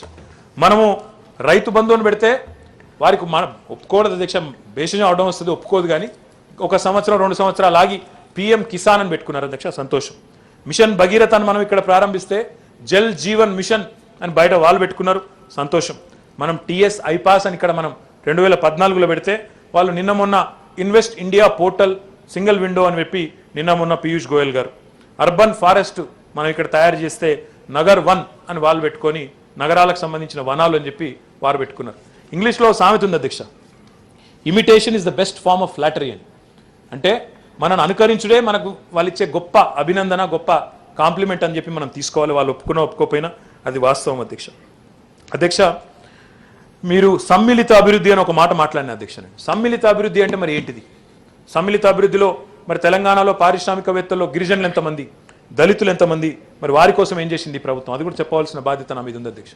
అధ్యక్ష, రాష్ట్రం ఏర్పడ్డ నాటి నుండి నేటి వరకు టీ ప్రైడ్ అనే ప్రోగ్రాం కింద దళిత పారిశ్రామికవేత్తలను, గిరిజన పారిశ్రామికవేత్తలను తయారు చేయాలి కాబట్టి, మనం వారిలోంచి కూడా ఎంకరేజ్మెంట్ ఇవ్వాలి కాబట్టి 2014 నుంచి ఈ టీఎస్ ఐపాస్ కింద 24,426 యూనిట్లను ఎస్సీ కేటగిరీ కింద 1,081 కోట్ల ప్రోత్సాహకాలు ఇన్సెంటివ్స్ రూపంలో అందజేయడం జరిగింది అధ్యక్ష. ఎస్టీ కేటగిరీ కింద 22,440 యూనిట్లకు గాను 1,016 కోట్ల రూపాయలు ఇప్పటికే ఇన్సెంటివ్స్ రూపంలో మంజూరు చేయడం జరిగింది అధ్యక్ష. ఫిజికల్లీ డిజేబుల్డ్ ఇండస్ట్రియలిస్టులు ఎవరైతే ఉన్నారో 83 కోట్ల 30 లక్షల రూపాయలతో 1,538 యూనిట్లు వారికి కూడా మంజూరు చేయడం జరిగింది. అంటే రాష్ట్రం వచ్చిన తర్వాత కేవలం కొంతమందికే, పెద్దవాళ్ళకే పెద్దపీట వేసి పెద్దవాళ్ళకే ఎరత్తివాచి పరిచినట్టు కాకుండా అందరికీ కూడా ఇంక్లూజివ్ గ్రోత్లో భాగంగా అందరినీ కలుపుకొని పోతా ఉన్నాం అధ్యక్ష. This is apart, this numbers are apart from what is given out in SC corporation, ST corporation and minority corporation. हमारे एफएनडी भाई ने कहा कि टी प्राइम एक है जो करना चाहिए, माइनॉरिटी हमारे भाइयों के लिए, बहनों के लिए भी कुछ करना चाहिए. हाँ, जरूर हम इस मुद्दे को सीएम साहब के जहन में लाएंगे. कोशिश करेंगे कि एक टी प्राइम के नाम पे भी एक प्रोग्राम लाया जाए जिससे कि माइनॉरिटी क्रिश्चियन हो, मुसलमान हो, सिख हो, जो भी हो, उनको भी फायदा मिले. कोशिश जरूर करेंगे. अध्यक्ष, మా ప్రభుత్వం కేవలం వచ్చే ఎలక్షన్ లేదా ఇంకోటి ఆలోచించకుండా భవిష్యత్ తరాల కోసం ఆలోచిస్తున్నది కాబట్టి గౌరవ ముఖ్యమంత్రి గారు స్వయంగా నడుం బిగించి మాకు ఒక విజన్, మాకు డైరెక్షన్ ఇచ్చినారు అధ్యక్ష. థింక్ బిగ్ అని చెప్పారు, పెద్దగా ఆలోచించండి, చిన్నగా ఆలోచించొద్దని చెప్పారు. ఎందుకు సార్ అంటే, ఉదాహరణకి కాకతీయ మెగా టెక్స్టైల్ పార్క్ వరంగల్లో పెట్టినాం అధ్యక్ష. 1200 ఎకరాలు, ప్రపంచంలోనే అతిపెద్ద ఫార్మా క్లస్టర్ ముచ్చర్లలో పెట్టాలనుకుంటున్నాం. ఇప్పటికే దాదాపు భూసేకరణ ప్రక్రియ పూర్తయింది, దాదాపు దగ్గర పడ్డది అధ్యక్ష. 12,000 పైచిలకు ఎకరాల్లో పెట్టబోతా ఉన్నాం. ఇప్పటికే 10,400 ఎకరాలు భూసేకరణ చేసినాం అధ్యక్ష. నేను ఇందాకనే అన్నాను, మనకి పిల్లలకేమో కార్పొరేట్ కంపెనీలో ఉద్యోగాలు కావాలి, కానీ మనం కార్పొరేట్ కంపెనీలకు మాత్రం భూములు ఇయ్యం. ఇది ఎక్కడి నుంచి అధ్యక్ష? మరి భూసేకరణ ఎట్లా చేయాలి, ఏ పద్ధతుల్లో ముందుకు పోవాలి? మరి భూములు ఆకాశంలోనైతే పెట్టలేరు కదా అధ్యక్ష. ఫ్యాక్టరీలు, పరిశ్రమ పెట్టాలి అంటే డెఫినెట్గా భూసేకరణ చేయాల్సిందే, తప్పదు. ప్రభుత్వానికి ఉండే భూములు అనువుగా ఉండవచ్చు, ఉండకపోవచ్చు. సాగుకు యోగ్యంగా లేని భూములు ఎత్తుకోవాలి, కరెక్టే, ట్రై చేస్తాం అధ్యక్ష మ్యాక్సిమం. కానీ ఈ రకమైన ద్వంద్వ ప్రమాణాలు, ఒకవైపు అన్ఎంప్లాయ్మెంట్ అని మాట్లాడేది మీరే, ఇంకోవైపు ఇక్కడ మాకు పారిశ్రామిక పార్కులు నెలకొల్పుతాం, ఉపాధి అవకాశాలు సృష్టిస్తామంటే వాటికి అడ్డం పడేది మీరే. ఎంత దుర్మార్గం అంటే అధ్యక్ష, ఇందాక చిన్నపరెడ్డి గారు అన్నారు, ఫార్మా ఇండస్ట్రీ అంటేనే పొల్యూషన్, ఒక ముద్ర. ఫార్మా అంటేనే పొల్యూషన్. అవును, టెక్నాలజీ పెరిగిన కొద్దీ కాలానుగుణంగా వచ్చే మార్పులకు అనుగుణంగా అందిపుచ్చుకుంటే, వాటిని సవ్యంగా ఇంప్లిమెంట్ చేస్తే పొల్యూషన్ తగ్గించవచ్చు, అరికట్టవచ్చు, అవకాశాలు ఉన్నాయి. కానీ అదే మూస పద్ధతుల్లో గతమానుభవాలు ఇట్లున్నాయి కాబట్టి, గతానుభవం బాగా లేదు కాబట్టి ఇప్పుడు కూడా నేను కానీయా, ఇప్పుడు కూడా నేను ఒప్పుకోను. అది ఎక్కడ విధానం అధ్యక్ష? మీరు కావాలంటే నిర్మాణాత్మకంగా చెప్పండి. కాదు ZLD, జీరో లిక్విడ్ డిశ్చార్జ్ అంటే ఖచ్చితంగా జీరో లిక్విడ్ ఉండాల్సిందే, లేదంటే ఆ పరిశ్రమను మూతేయండి అని చెప్పండి. నర్సిరెడ్డి గారు 2 మంచి మాటలు చెప్పినారు. మీరు మూసీలోకి ఇంకా కూడా నీళ్ళు వదులుతున్నారు, నాలాలో వదులుతున్నారని చెప్పినారు, ఏది ఎఫ్లూయెంట్, దాన్ని అరికట్టమని చెప్పినారు. పొల్యూషన్ కంట్రోల్ బోర్డుని యాక్టివేట్ చేయమన్నారు. ZLD అంటే 100% ఇంప్లిమెంట్ చేయమని చెప్పారు, సంతోషం. కార్మికుల జీవన ప్రమాణాలు పెంచండి అన్నారు. వేతన ఒప్పందాల గురించి మాట్లాడినారు. నేను అడుగుతా ఉన్నాను నర్సిరెడ్డి గారిని, మీరు చూసినారు పక్కన తమిళనాడులో స్టెరిలైట్ కాల్పులు జరిగేదాకా పోయింది పరిస్థితి. మారుతి సుజుకి హర్యానాలో కొంతమంది మనుషులే చచ్చిపోయే పరిస్థితి. తెలంగాణలో 7 ఏళ్ల లెక్కన అయిందండి. కార్మికులకు యాజమాన్యాలకు ఘర్షణ అయి లాకౌట్ ప్రకటించే స్థాయి ఆ పరిస్థితి ఎక్కడన్నా మీ సంఘాలకు ఎక్కడ పని పెట్టినామా మేము అసలు మీ సిఐటియుకి ఇతరులకు పని లేకుండా చేసినాం మేము మీరు దానికి అభినందనలు చెప్పరు ఎంతసేపు నెగిటివ్ కోణంలోనే చూడడం కాదు సార్ ఏం జరుగుతోంది తెలంగాణలో ఈ 7 నెలలు ఎక్కడన్నా అట్లాంటి ఘర్షణపూరితమైన వాతావరణం ఉందా బికాజ్ వీ బిలీవ్ కార్మికులను ఎక్స్ప్లాయిట్ చేయమని మేమేమి ఇండస్ట్రీకి ఏమి వాళ్ళకేమి లైసెన్సులు ఇస్తలేం మేము ఇచ్చే లైసెన్స్ ఉత్పత్తి చేయండి రాష్ట్ర ఆదాయం పెంచండి ఉపాధి కల్పించండి అని చెప్తున్నాం తప్ప పొట్టగొట్టండి ఎక్స్ప్లాయిట్ చేయండి అని మేము అనట్లేదు కదా ఎక్కడన్నా జరిగితే డెఫినెట్గా మీరు మా దృష్టికి మా కార్మిక శాఖ మంత్రి గారు ఇక్కడే ఉన్నారు తీసుకురండి 100% చర్యలు తీసుకుంటాం నా విజ్ఞప్తి ఏమంటే ఎంతసేపు ఒకటే మూస పద్ధతిలో కాకుండా తప్పకుండా ఆలోచించాల్సిన అవసరం ఉంది ఎందుకు తెలంగాణ ప్రభుత్వం ప్రపంచంలోనే అతిపెద్ద ఫార్మా క్లస్టర్ ఎందుకు కట్టాలనుకుంటుంది మాకు డబ్బులు ఎక్కువయ్యా లేకపోతే మాకేం పని లేకనా లేకపోతే పంచాయతీ పెట్టుకునే ఇంట్రెస్ట్తోనా భారతదేశంలోనే అతిపెద్ద మెగా టెక్స్టైల్ పార్క్ ఎందుకు కట్టాలనుకుంటున్నాం ఇవాళ చైనాతో పోటీ పడాలంటే భారతదేశం మనకు మార్గాంతరం లేదు ఎకానమీస్ ఆఫ్ స్కేల్ చైనా పోదాం మీరు నేను కావాలంటే అక్కడ 17-18 వేల ఎకరాలు 17-18 కాదు సారీ షిజువాన్ అని ఒక ప్రాంతం ఉందండి 70-80 వేల ఎకరాల్లో పార్కులు ఉన్నాయి వాళ్ళు ఇండస్ట్రియల్ పార్కులు 70-80 వేల ఎకరాలు సరే వాళ్ళదంటే శిలాశాసనం వాళ్ళు మాట మాట్లాడితే ఏం మాట మాట్లాడితే అందరూ కుక్కిన పెన్లాగా పడి ఉండాలి కాబట్టి వాళ్ళది నడుస్తుంది మన దగ్గర అట్లాంటిది లేదు ప్రజాస్వామ్యం కాబట్టి ఒప్పించి మెప్పించి మాకు భూసేకరణ చేయడానికి ఇన్నేళ్ళు పట్టింది ఇంత కష్టపడి పనిచేస్తుంటే మా పరిశ్రమల శాఖ ఒక ఆయన ఉన్నాడు అధ్యక్ష పేరు నేను చెప్పను కానీ ఇక్కడ లేడు సభలో మొన్న ఆయన పోయినాడు ఇబ్రహీంపట్నంలో సభ పెట్టినాడు ఎంత దుర్మార్గం అంటే మాట్లాడితే కూడా రాష్ట్రాన్ని శపించే విధంగా ప్రజల్లో అపార్థాలు సృష్టించే విధంగా ఆయన ఏమంటాడు అక్కడ పోయి రైతుల దగ్గర 10-15 లక్షల రూపాయలకు తీసుకున్నారు భూమి ఎకరం 2 కోట్లకు అమ్ముకుంటున్నారు మన పారిశ్రామికవేత్తలకు అధ్యక్ష ఇప్పటివరకు 1 ఇంచు భూమి ఇయ్యలే మేము ఫార్మాసిటీలో పిల్ల ఉట్టకముందే కుల్లగుట్టినట్టు ఎక్కడ అధ్యక్ష మేము ఎక్కడ తీసుకుంటే ఎక్కడ కేటాయింపులు చేస్తే ఈయన 2 కోట్ల రూపాయలు ఆయననే డిసైడ్ చేసిండు పోయి అక్కడ వేలాది మంది బహిరంగ సభలో ప్రజలను రెచ్చగొట్టే విధంగా మాట్లాడడం ఇదే అధ్యక్ష రాష్ట్రాభివృద్ధిని కాంక్షించే ప్రతిపక్షాల పద్ధతి అధ్యక్ష మా ఎంకన్న ఇక్కడనే ఉన్నాడు గోరేట్ ఎంకన్న ఆనాడు ఉమ్మడి ఆంధ్రప్రదేశ్లో ఒక అద్భుతమైన పాట రాసింది పల్లె పల్లెనా పల్లేర్లు మరిచే తెలంగాణలోనా నా తెలంగాణలోనా పల్లె కన్నీరు పెట్టింది అని వారే రాసినారు అధ్యక్ష ఇవాళ తెలంగాణలో పల్లె కన్నీరు పెట్టడం లేదు తెలంగాణలో పట్టణం కన్నీరు పెట్టడం లేదు తెలంగాణలో కన్నీరు పెడుతున్నది కేవలం ఒక్కరే ప్రతిపక్ష పార్టీలు మాత్రమే కన్నీరు పెడుతున్నాయి అధ్యక్ష వాస్తవం చెప్తా ఉన్నాను ప్రజలు సుభిక్షంగా ఉన్నారు ప్రతిపక్షాలు పాపం బాగా ఇబ్బందుల్లో ఉన్నారు వాళ్ళకి ఏం చేయాలని అర్థమైతలేదు అధ్యక్ష ఇంకో మాట మా జీవన్ రెడ్డి గారు అన్ఎంప్లాయ్మెంట్ రేట్ గురించి మాట్లాడేది నేను డేటా తెప్పించిన అధ్యక్ష అన్ఎంప్లాయ్మెంట్ మన దగ్గర 4.7% ఉందన్నారు వాస్తవమే అధ్యక్ష అది సిఎంఐఈ అని వాళ్ళ డేటా అధ్యక్ష సిఎంఐఈ డేటా ప్రకారం మరి కాంగ్రెస్ పాలిత రాజస్థాన్ రాష్ట్రంలో 17.9% అన్ఎంప్లాయ్మెంట్ ఉంది అధ్యక్ష కాంగ్రెస్ పాలిత పంజాబ్ రాష్ట్రంలో అధ్యక్ష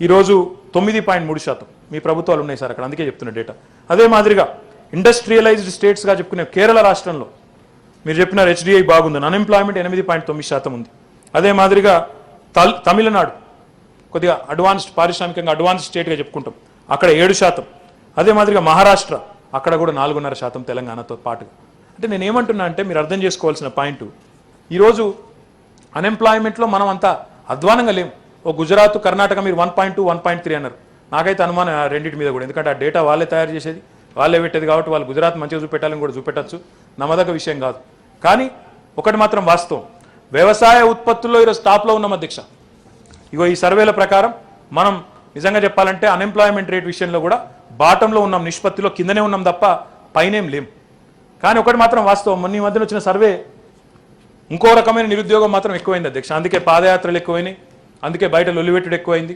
రాజకీయ నిరుద్యోగం మాత్రం బాగా పెరిగిపోయింది అధ్యక్ష రాష్ట్రంలో కొత్త పార్టీలు వచ్చినాయి రకరకాల మాటలు రకరకాల వ్యాఖ్యానాలు అభివృద్ధిని జీర్ణించుకోలేక పాదయాత్రలు రకరకాలుగా జరుగుతున్నాయి సరే నేను దాని జోలికి పోను అధ్యక్ష ఈరోజు ఒక లార్జ్ ఇండస్ట్రియల్ పార్క్ కడుతున్నామంటే ఎకానమీస్ ఆఫ్ స్కేల్ కావాలి నేను చైనాతో పోటీ పడాలి మన ఫార్మా ఇండస్ట్రీ ఇక్కడ వాడంటే ఎకానమీ ఆఫ్ స్కేల్ కావాలి కామన్ ఫెసిలిటీస్ ఉండాలి లేకపోతే కుదరదు చైనా నుంచి దిగుమతులు తగ్గాల అని భారత ప్రభుత్వం చెప్తున్నది చైనా మీద ఆధారపడడం తగ్గాల ఆత్మనిర్భర్ భారత్ అనేది సెల్ఫ్ రిలయంట్ ఇండియా కావాలంటుంది ఉతానే అవుతుందా మాటలతో అయిపోతుందా కాదు అధ్యక్ష నేను ఇంకొక మాట చెప్తాను అధ్యక్ష మిత్రులు పెడుతున్నప్పుడు అప్పుడప్పుడు బాధ అనిపిస్తుంది సోషల్ మీడియాలో ఆడ ఈడ పెడుతుంటారు ఇదేనా మీ పనితీరు ఇదేనా మీదంటారు అధ్యక్ష కట్టుకథలతోని పెట్టుబడులు రావు అధ్యక్ష కఠోరమైన శ్రమతో వస్తాయి ఒకటే మీటింగ్తోని పారిశ్రామికవేత్త ఒప్పుకొని ఉరుక్కుంటూ వచ్చి పెట్టరు అధ్యక్ష ఎందుకంటే ఇవాళ వాళ్ళందరినీ ప్రపంచమే ఎంబడబడుతున్నది ఇప్పుడు మిత్రులు భానుప్రసాద్ గారు చెప్పినారు కిటెక్స్ గురించి చెప్పినారు అధ్యక్ష కిటెక్స్కు కేరళలో చిన్న పంచాయతీ వస్తే అక్కడ నేను విస్తరించను అని డిసైడ్ చేసుకున్న మరుక్షణం ఆయనకు ఒక 15 రాష్ట్రాలు వెంటనే మెసేజ్ పంపినాయి. 3 దేశాలు, బంగ్లాదేశ్, శ్రీలంక, ఇంకా వేరే ఏదో దేశం, నేపాల్ అనుకుంటాం, 3, ఇండోనేషియా పంపినారు. అయ్యా మా దగ్గర రండి అంటే. ఇలా మన పోటీ ప్రపంచంతో అధ్యక్ష, ఇంకో రాష్ట్రంతో కాదు. మరి అట్లాంటప్పుడు వాళ్ళని ఎర్రతివాచి పరిచి తీసుకొని రావాలా? ఏమొచ్చింది కిటెక్స్ వస్తే మరి రాష్ట్రానికి ఏమొచ్చింది అంటే ఎన్ని వందల కోట్లు ఎన్ని వేల కోట్లు అన్న దానికంటే కూడా 22,000 మందికి ఈరోజు ఉపాధి అవకాశాలు తెలంగాణలో రాబోతా ఉన్నాయి. ఇది మా ప్రభుత్వం యొక్క పాలసీ అధ్యక్ష. ఆ ఉద్దేశంతోనే ఇవాళ పారిశ్రామిక పార్కులను విస్తరిస్తా ఉంది. ఏపీఐఐసి 40 ఏళ్లలో, ఆంధ్రప్రదేశ్ ఇండస్ట్రియల్ ఇన్ఫ్రాస్ట్రక్చర్ కార్పొరేషన్ 35-40 ఏళ్లలో మొత్తం కలిపి అభివృద్ధి చేసింది 23,653 ఎకరాల అధ్యక్ష పరిశ్రమల పార్కుల్లో. కానీ టీఎస్ఐఐసి కేవలం గత 7 సంవత్సరాల్లో చేసింది అధ్యక్ష 19,961 ఎకరాలు. అంటే దాదాపుగా సమానంగా. వాళ్ళు 23,000 చేస్తే మనం దగ్గర 20,000 ఎకరాల పారిశ్రామిక విస్తరణ చేసినామంటే ఇది అభివృద్ధి కాదా అధ్యక్ష? ఇంకా 56 పార్కులు అభివృద్ధి చేసినాం. ఇంకొక 49 దాకా వివిధ దశల్లో ఉన్నాయి అధ్యక్ష. అధ్యక్ష, ఈరోజు కేవలం హైదరాబాద్కో, రంగారెడ్డికో, మేడ్చల్కి మాత్రమే పరిశ్రమ పరిమితం కాకుండా గ్రామీణ ప్రాంతాలకు, ఇతర జిల్లాలకు కూడా తీసుకొని పోవాలనే ఒక దృఢమైన సంకల్పంతో ప్రభుత్వం ఉంది. కాబట్టే ఈరోజు ఐటీ టవర్లు మా ఉమ్మడి జిల్లా, మాది జీవన్ రెడ్డి గారిది కరీంనగర్, అక్కడ ఐటీ టవర్ ప్రారంభించినాం. అందులో బ్రహ్మాండంగా ఇప్పటికే 19-20 కంపెనీలు పనిచేస్తున్నాయి.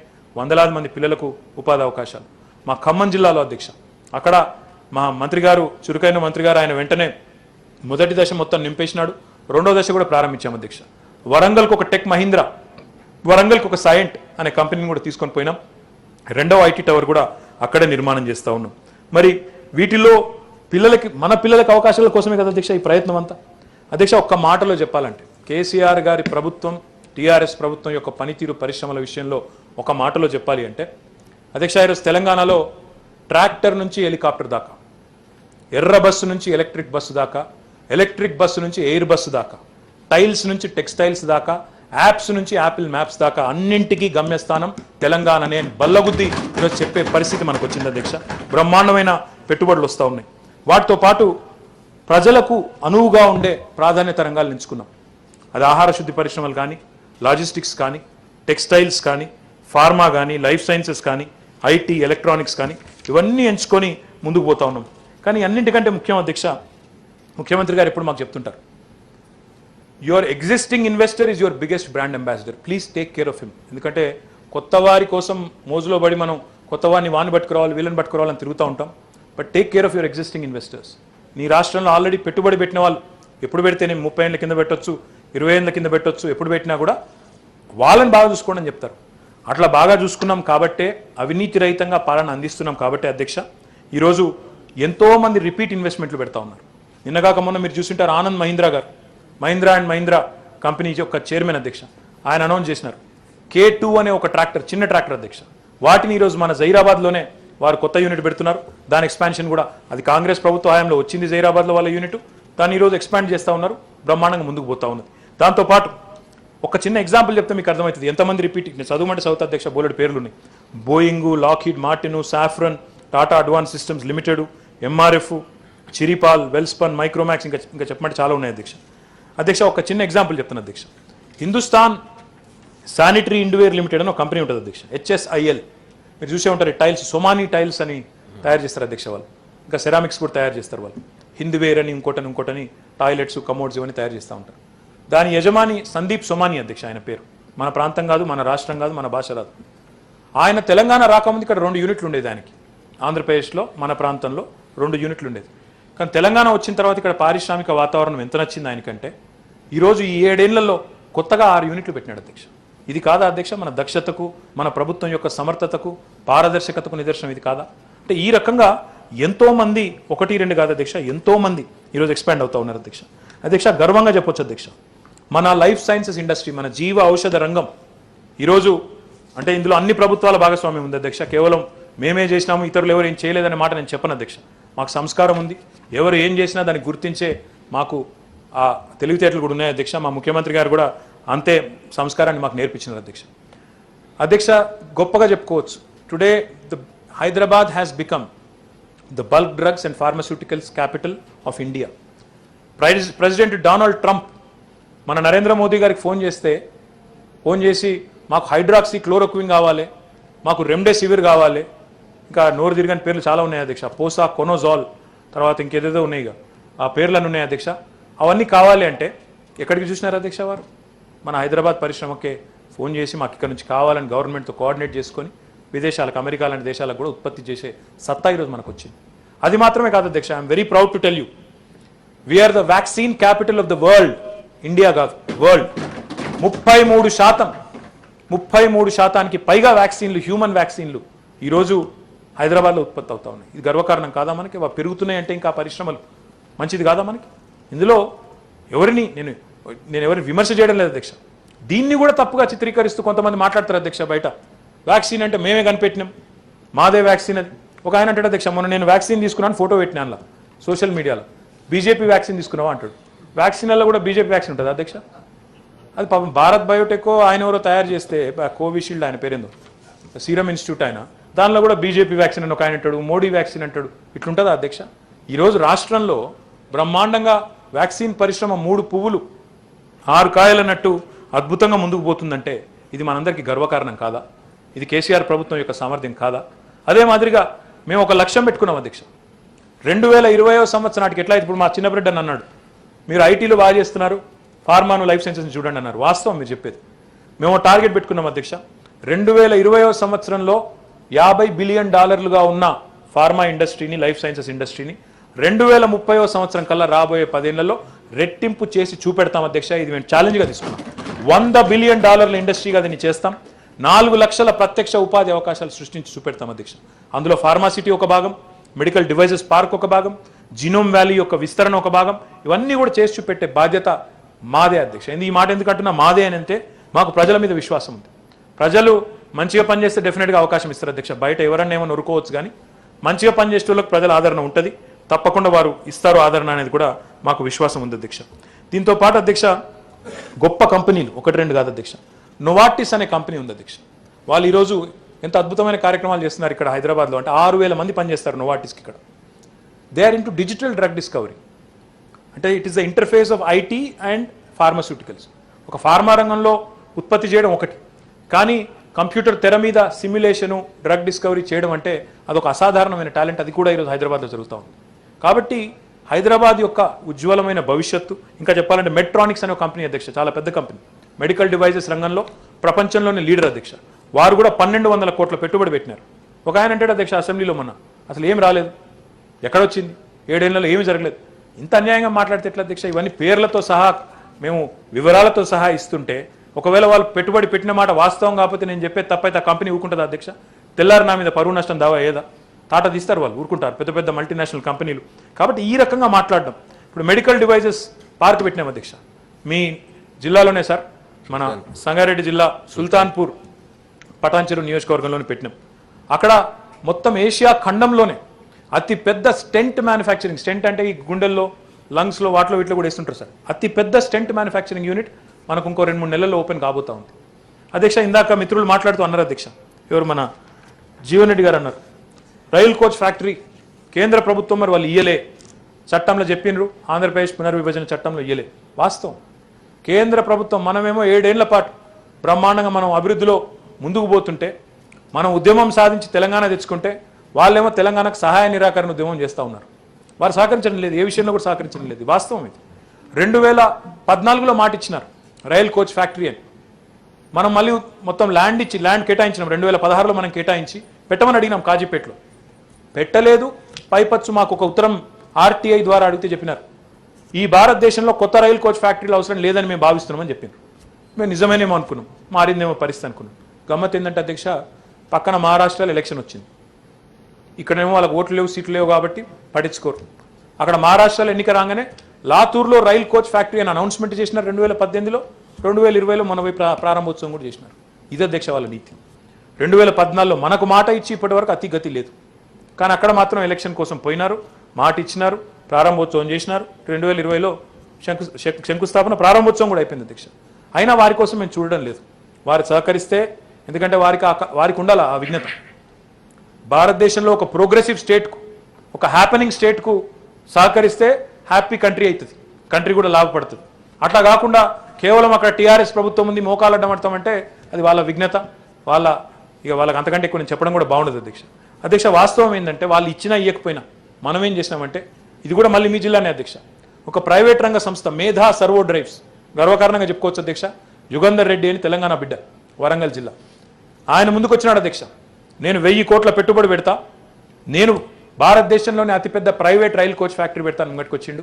కాళ్ళకల్ చేవెళ్ళ, మీ కాళ్ళకలు పక్కకు మీ కొండకల్, రెండింటి మధ్యన అక్కడ కాళ్ళకల్ కాదు సార్, కొండకల్ ప్రాంతంలో పెట్టిన, కొండకల్ వెల్మల్ అనుకుంటున్నాను, ఈ రెండు సంగారెడ్డి రంగారెడ్డి బార్డర్లో పెట్టినాం అధ్యక్ష.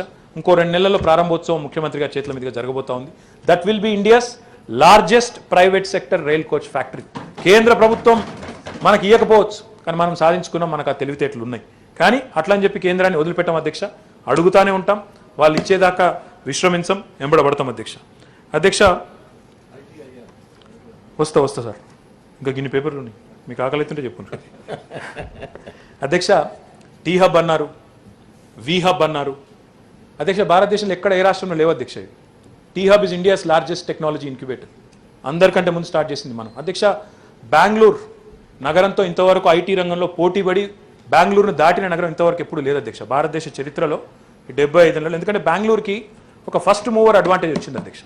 1980s టెక్సస్ ఇన్స్ట్రుమెంట్స్ అనే ఒక కంపెనీ వచ్చి మన దగ్గర కూడా వచ్చింది, కానీ వాళ్ళ హ్యాండ్లింగ్ సరిగ్గా లేక అటుపోయినారు. మొట్టమొదటిసారి అక్కడ కంపెనీ రాగానే ఆ తర్వాత ఒకటి అక్కడికే వచ్చుకుంటూ పోయినాం. మనం చాలా లేట్గా స్టార్ట్ అయినాం, ఆల్మోస్ట్ లేట్ 90s స్టార్ట్ అయినాం. ఇప్పటి వరకు భారతదేశ చరిత్రలో, ఐటీ చరిత్రలో ఏ నగరం కూడా బెంగళూరుని దాటలేదు.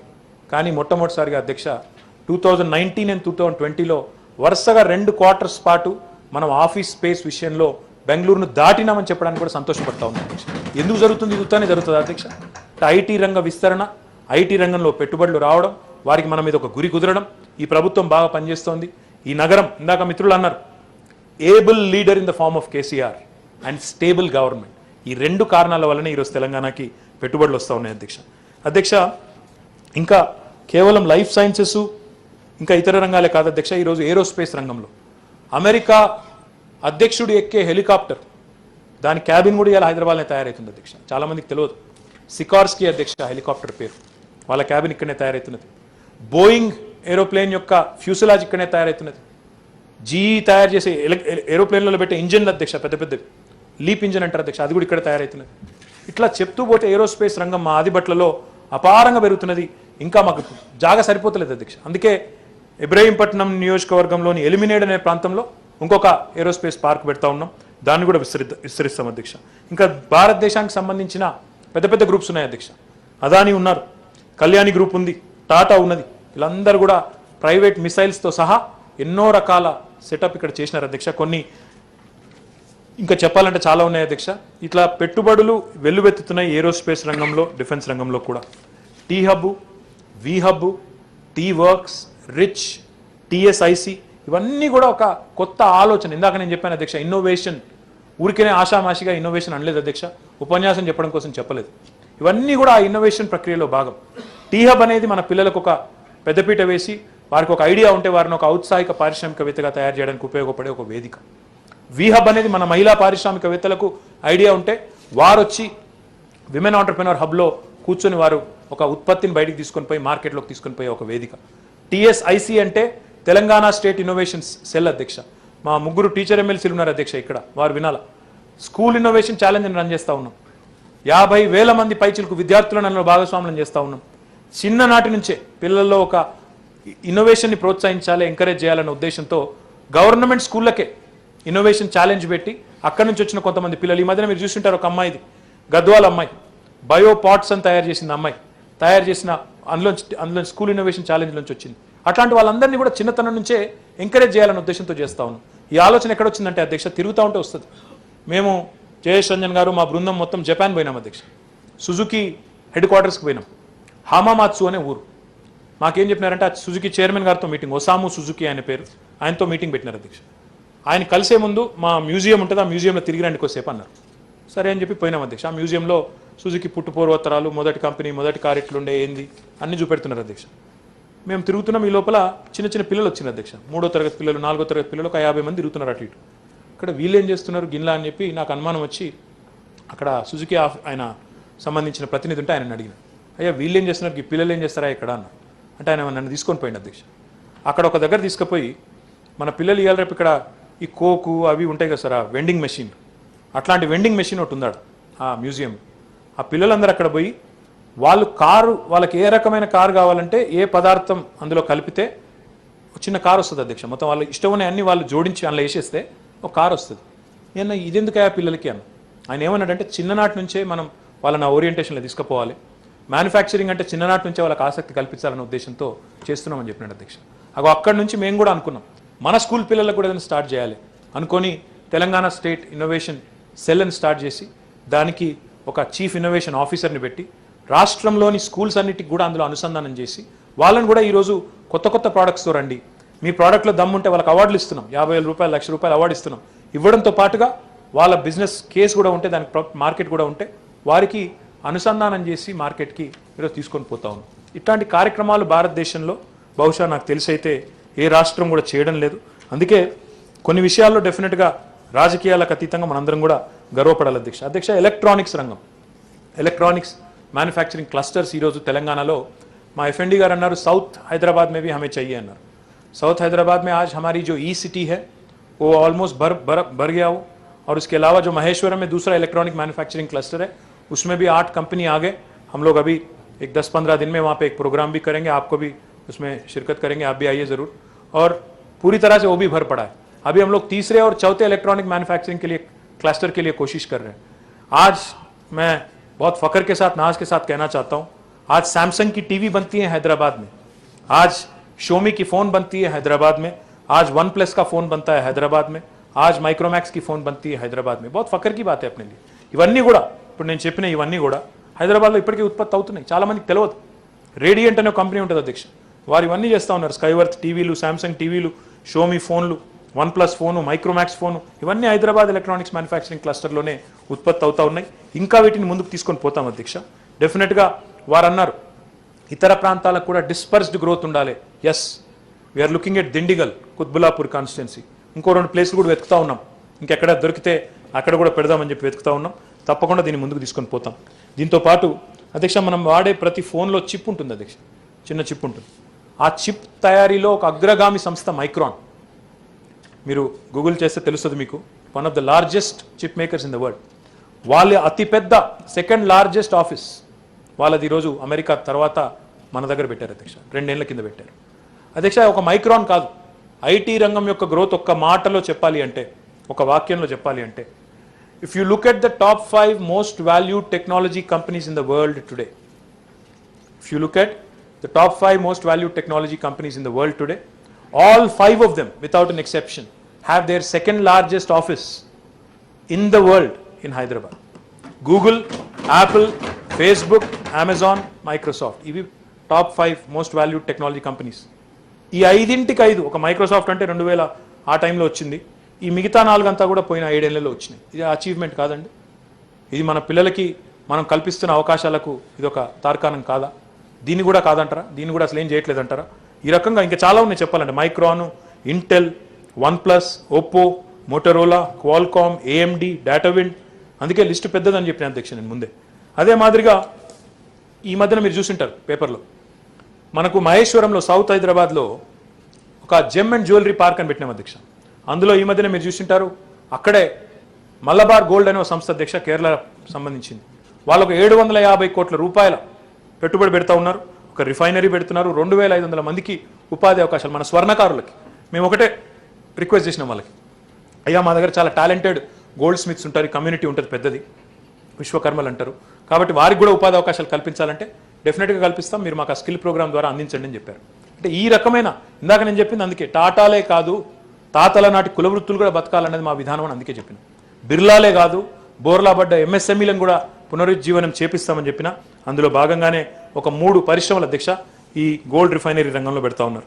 దాంతోపాటు ఇందాక నేను ఉదయం ప్రశ్నోత్తరాల సమయంలో చెప్పినాను అధ్యక్ష, ఫుడ్ ప్రాసెసింగ్ రంగంలో ఎంత ఆలోచనతో చేస్తూ ఉన్నామంటే, ఒకవైపు రైతుకి బ్యాక్వర్డ్ ఇంటిగ్రేషన్లో భాగంగా ఒకవేళ జనుము పండిస్తే ఆ జనుమును మన పరిశ్రమని కొనేటట్టు, పరిశ్రమ ఉత్పత్తి చేసిన గోనె సంచులను మళ్ళీ మన సివిల్ సప్లైస్ డిపార్ట్మెంట్ కొనేటట్టు ప్లాన్ చేసినాము. 3 పరిశ్రమలను ఇప్పటికే ఆహ్వానించాం, వాళ్ళు వస్తున్నారు, పెట్టుబడులు పెడుతున్నారు. వరంగల్లో, కామారెడ్డిలో, సిరిసిల్లలో తప్పకుండా మిగతా ఇంకా కూడా ఎవరైనా వస్తా అంటే డెఫినెట్గా వారిని కూడా ఆహ్వానిస్తాం అధ్యక్ష. తీసుకొని పోతాం, ముందుకు తీసుకొని పోతాం. తెలంగాణలో స్పెషల్ ఫుడ్ ప్రాసెసింగ్ జోన్స్ పెడతా ఉన్నాం. స్పెషల్ ఫుడ్ ప్రాసెసింగ్ జోన్స్ పెడుతున్నామని చెప్పి ఒక పిలుపునిస్తే 10 లక్షల రూపాయలు పెట్టినాం అధ్యక్ష. ఈఎండి అప్లికేషన్ ఫీజు పెడితే 1496 అప్లికేషన్లు వచ్చినాయి. ఇది మా ప్రభుత్వం మీద ఉండే కాన్ఫిడెన్స్కి నిదర్శనం కాదా అధ్యక్ష పరిశ్రమకి? అట్లా ఎక్కడా అని చెప్పకుండా కనీసం ఒక ఫుడ్ ప్రాసెసింగ్ జోన్ పెడుతున్నాం, రండి మీరు అంటే 1496 అంటే దాదాపు 1500 అప్లికేషన్లు అందులో వచ్చినాయి అధ్యక్ష. డెఫినెట్గా వాటిని కూడా ముందుకు తీసుకొని పోతాం అధ్యక్ష. ఈరోజు తెలంగాణలో పరిస్థితి ఏంటి అంటే, ఒక చిన్న ఉదాహరణ, మా వానక్క ఇక్కడనే ఉన్నది. వానక్క ఎలక్షన్లో నేను తిరుగుతా ఉన్నా అధ్యక్ష. తిరుగుతున్నప్పుడు ఒక దగ్గర ఇంజనీరింగ్ కాలేజీలు, మెడికల్ కాలేజీలో మీటింగ్ పెట్టినాం అధ్యక్ష. మా రంజిత్ రెడ్డి ఎంపీ గారు ఉంటారు, ఆయన ఇంట్లో పెట్టినాం. పెడితే అక్కడ మీటింగ్ అక్క వచ్చింది, మేము పోయినాం, అందరం పోయినాం. పోయి మాట్లాడుతూ నేనేదో ఉపన్యాసం చెప్తాం కదా సార్, పోయి మాకు ఓటేయండి, చాలా మంచి వాళ్ళం, గొప్ప వాళ్ళం అని చెప్పిన సార్. చెప్పిన తర్వాత ఒక పెద్ద ఆయన ఉన్నారు సార్, ఆయనకు మైక్ ఇచ్చినాం. సార్ ఇక మీరు మాట్లాడండి, వాళ్ళు యాజమాన్యాల తరఫున మీరు మాట్లాడండి అని ఇచ్చినాం. ఆయన పేరు సార్, ఆయన ఒక మెడికల్ కాలేజ్ నడుపుతారు, ఆయన పేరు కృష్ణారెడ్డి. ఎస్విఎస్ అని మెడికల్ కాలేజ్ మహబూబ్ నగర్ హెడ్ క్వార్టర్లో మా శ్రీనివాస్ గౌడ్ గారి కాన్స్టిట్యున్సీలో ఉంటుంది. ఆయనకు మైక్ ఇస్తే లేదండి మీకే తప్పకుండా ఓటేస్తాను ముక్తసరిగా చెప్పారు. నేను అనుకునేదో మోమాటని చెప్తున్నాడు పెద్ద మనిషి అనుకొని, ఇక మైక్లా ఇబ్బంది పెడుతున్నామైందని చెప్పి, కాదు సార్ అంటే ఎందుకు అన్న. ఆయన మైక్ మళ్ళీ తీసుకున్నాడు, తీసుకొని ఆయన ఒక మాట అన్నాడు, సార్ నా ఊరు జడ్చర్ల నియోజకవర్గం ఐతోలు, నా పేరు కృష్ణారెడ్డి, నేను 25 ఏళ్ళు అయింది ఇప్పుడు ఈ మెడికల్ కాలేజ్ నడపబట్టి. నాకు ఊళ్ళో కూడా పొలం ఉంది, వ్యవసాయం కూడా చేస్తాను, నేను 40-50 ఎకరాలు ఉంది. నన్ను ఎవరైనా ఇదివరకు వచ్చి కృష్ణారెడ్డి నీ పొలం ఎక్కడుంది అంటే, నీ చేను ఎక్కడుందంటే చెరువు కింద ఉందని చెప్తోండి. మా ఊళ్ళే ఎక్కడుంది నీ చేను అంటే చెరువు కింద అని చెప్పేటోని. కానీ కేసీఆర్ వచ్చిన తర్వాత చెరువు కింద చేను కాదు సార్, చేను కిందకే చెరువు వచ్చింది సార్, అందుకే నేను కేసీఆర్ కొట్టిస్తాను చెప్పిన. అంటే ఫుడ్ ప్రాసెసింగ్ రంగంలో నేను అడిగిన, మరి కృష్ణారెడ్డి గారు మరి నవ్వుకుంటూ అడిగిన, చేను కిందికి చెరువు వచ్చింది అంటున్నావు, నీళ్ళు ఎక్కువైనాయి అంటున్నావు, మరి ఏం చేస్తావు సార్ అన్న. అంటే ఆయన ఏమన్నాడు తెలుసా సార్, ఆయన ఏమన్నాడంటే, ఇక మేము కూడా రొయ్యల చెరువులో, చేపల చెరువులో ఆలోచించుకోవాలి. గోదావరి జిల్లాలో ఇదివరకు మేము పోయినప్పుడు చూసేది, ఇప్పుడు మన దగ్గర కూడా తప్పేటట్లేదు అని అన్నాడు. అంటే ఇది మార్పు కాదా సార్? ఇది ఇప్పుడు ఇంత నీళ్లు రావడం, నీళ్ళు వచ్చిన తర్వాత రైతుల్లో ఆలోచనలు రావడం, రొయ్యల చెరువులు, చేపల చెరువులు మహబూబ్ నగర్లో ఆలోచించడం, కరువు జిల్లా, వలసల జిల్లా, వెనుకబడ్డ జిల్లాగా పేరుపడ్డ మహబూబ్ నగర్లో రొయ్యల చెరువులు, చేపల చెరువుల గురించి రైతులు ఆలోచన చేసే పరిస్థితి వస్తే ఇది అభివృద్ధి కాదు, ఇది కేసీఆర్ గారి సమర్థత కాదు. నేను దాని గురించి ఎక్కువ చెప్పను. కానీ అధ్యక్ష ఇంకొక మాట చెప్పాలి అధ్యక్ష, మా జీవన్ రెడ్డి గారు మంచి ఆలోచనతో అన్నారు, వారికి ఐ థ్యాంక్ యూ. సిరిసిల్లకు కూడా తీసుకపోతే బాగుండు కిటెక్స్ అన్నారు అధ్యక్ష. బాధ ఏంటంటే అధ్యక్ష, ఇవాళ రేపు ఒక పరిశ్రమ సిరిసిల్లకు పోయినా, గజ్వేలకు పోయినా, సిద్దిపేటకు పోయినా ఒరుస్తలేరు అధ్యక్ష. ఆడికి పోయిందంటే పక్క నియోజకవర్గాలు వైపు దుష్ప్రచారం చేస్తున్నారు అధ్యక్ష. ఏమంటారు, అన్ని ఆడికే గుంట పోతున్నారు, అన్ని ఆడికే పోతున్నాయి, ఇంకెక్కడికి తీసుకుపోతలేదు. నేను మిమ్మల్ని అంటలేను, మీరు అనలేదు మాట, వేరే వాళ్ళు కొంతమంది ఉన్నారు. ఎట్లా అయిపోయింది అధ్యక్ష అంటే, ఇప్పుడు నిజంగా సిరిసిల్లలో నేతన్నలు ఉంటారు ఆడ. నేను ఓకముందు ఎప్పటి నుంచి కాదు, ఎప్పుడు పట్టణం పుట్టిందో అప్పటి నుంచి అది గ్రామ పంచాయతీ ఉన్న కాడికి ఆడు ఉన్నదే పద్మశాలి. ఆడికి సహజంగానే పోవాలి అధ్యక్ష, ఎందుకంటే ఆడ పవర్లూమ్ ఇండస్ట్రీ ఉంది, హ్యాండ్లూమ్ ఉన్నది, ఆడ నేత కార్మికులు ఉన్నారు. ముఖ్యమంత్రి గారు ఎప్పుడు మాకు ఒక మాట అంటారు సార్, మేము మాట్లాడినప్పుడు, మా మిత్రులు కూడా ఇంతకుముందు మాట్లాడినప్పుడు మాట అన్నారు, స్కిల్ డెవలప్మెంట్ అని మాట్లాడతారు అధ్యక్ష. ముఖ్యమంత్రి గారు ఏమంటారంటే, కేసీఆర్ గారు, స్కిల్ డెవలప్మెంట్ సరేనాయా, ఆల్రెడీ డెవలప్ అయి ఉన్న స్కిల్ సంగతి ఏంది, ఆయనకు నువ్వు నేర్పించేది ఏం లేదు, ఆయన మొత్తానికి బ్రహ్మాండంగా, ఆయన కులవృత్తి ఆయనది పద్మశాలి అన్నప్పుడు, వీవర్ కమ్యూనిటీలో పుట్టినోడు, చిన్నప్పటి నుంచి చూస్తాడు. ఆయనకున్న దానిలో మీకు 10% కూడా మీ డిపార్ట్మెంట్కి అవగాహన ఉండదు. మీరు వాళ్ళకు ఏం చేయాలని ఆలోచించండి అని చెప్తుంటారు. మరి అడిగి ఏమైనా తీసుకుపోదామంటే ఇలా కొద్దిగా భయం అవుతుంది సార్, అప్పుడప్పుడు అనిపిస్తున్నది, అరే ఇట్లా ఇది ఎక్కడి బాధ అని.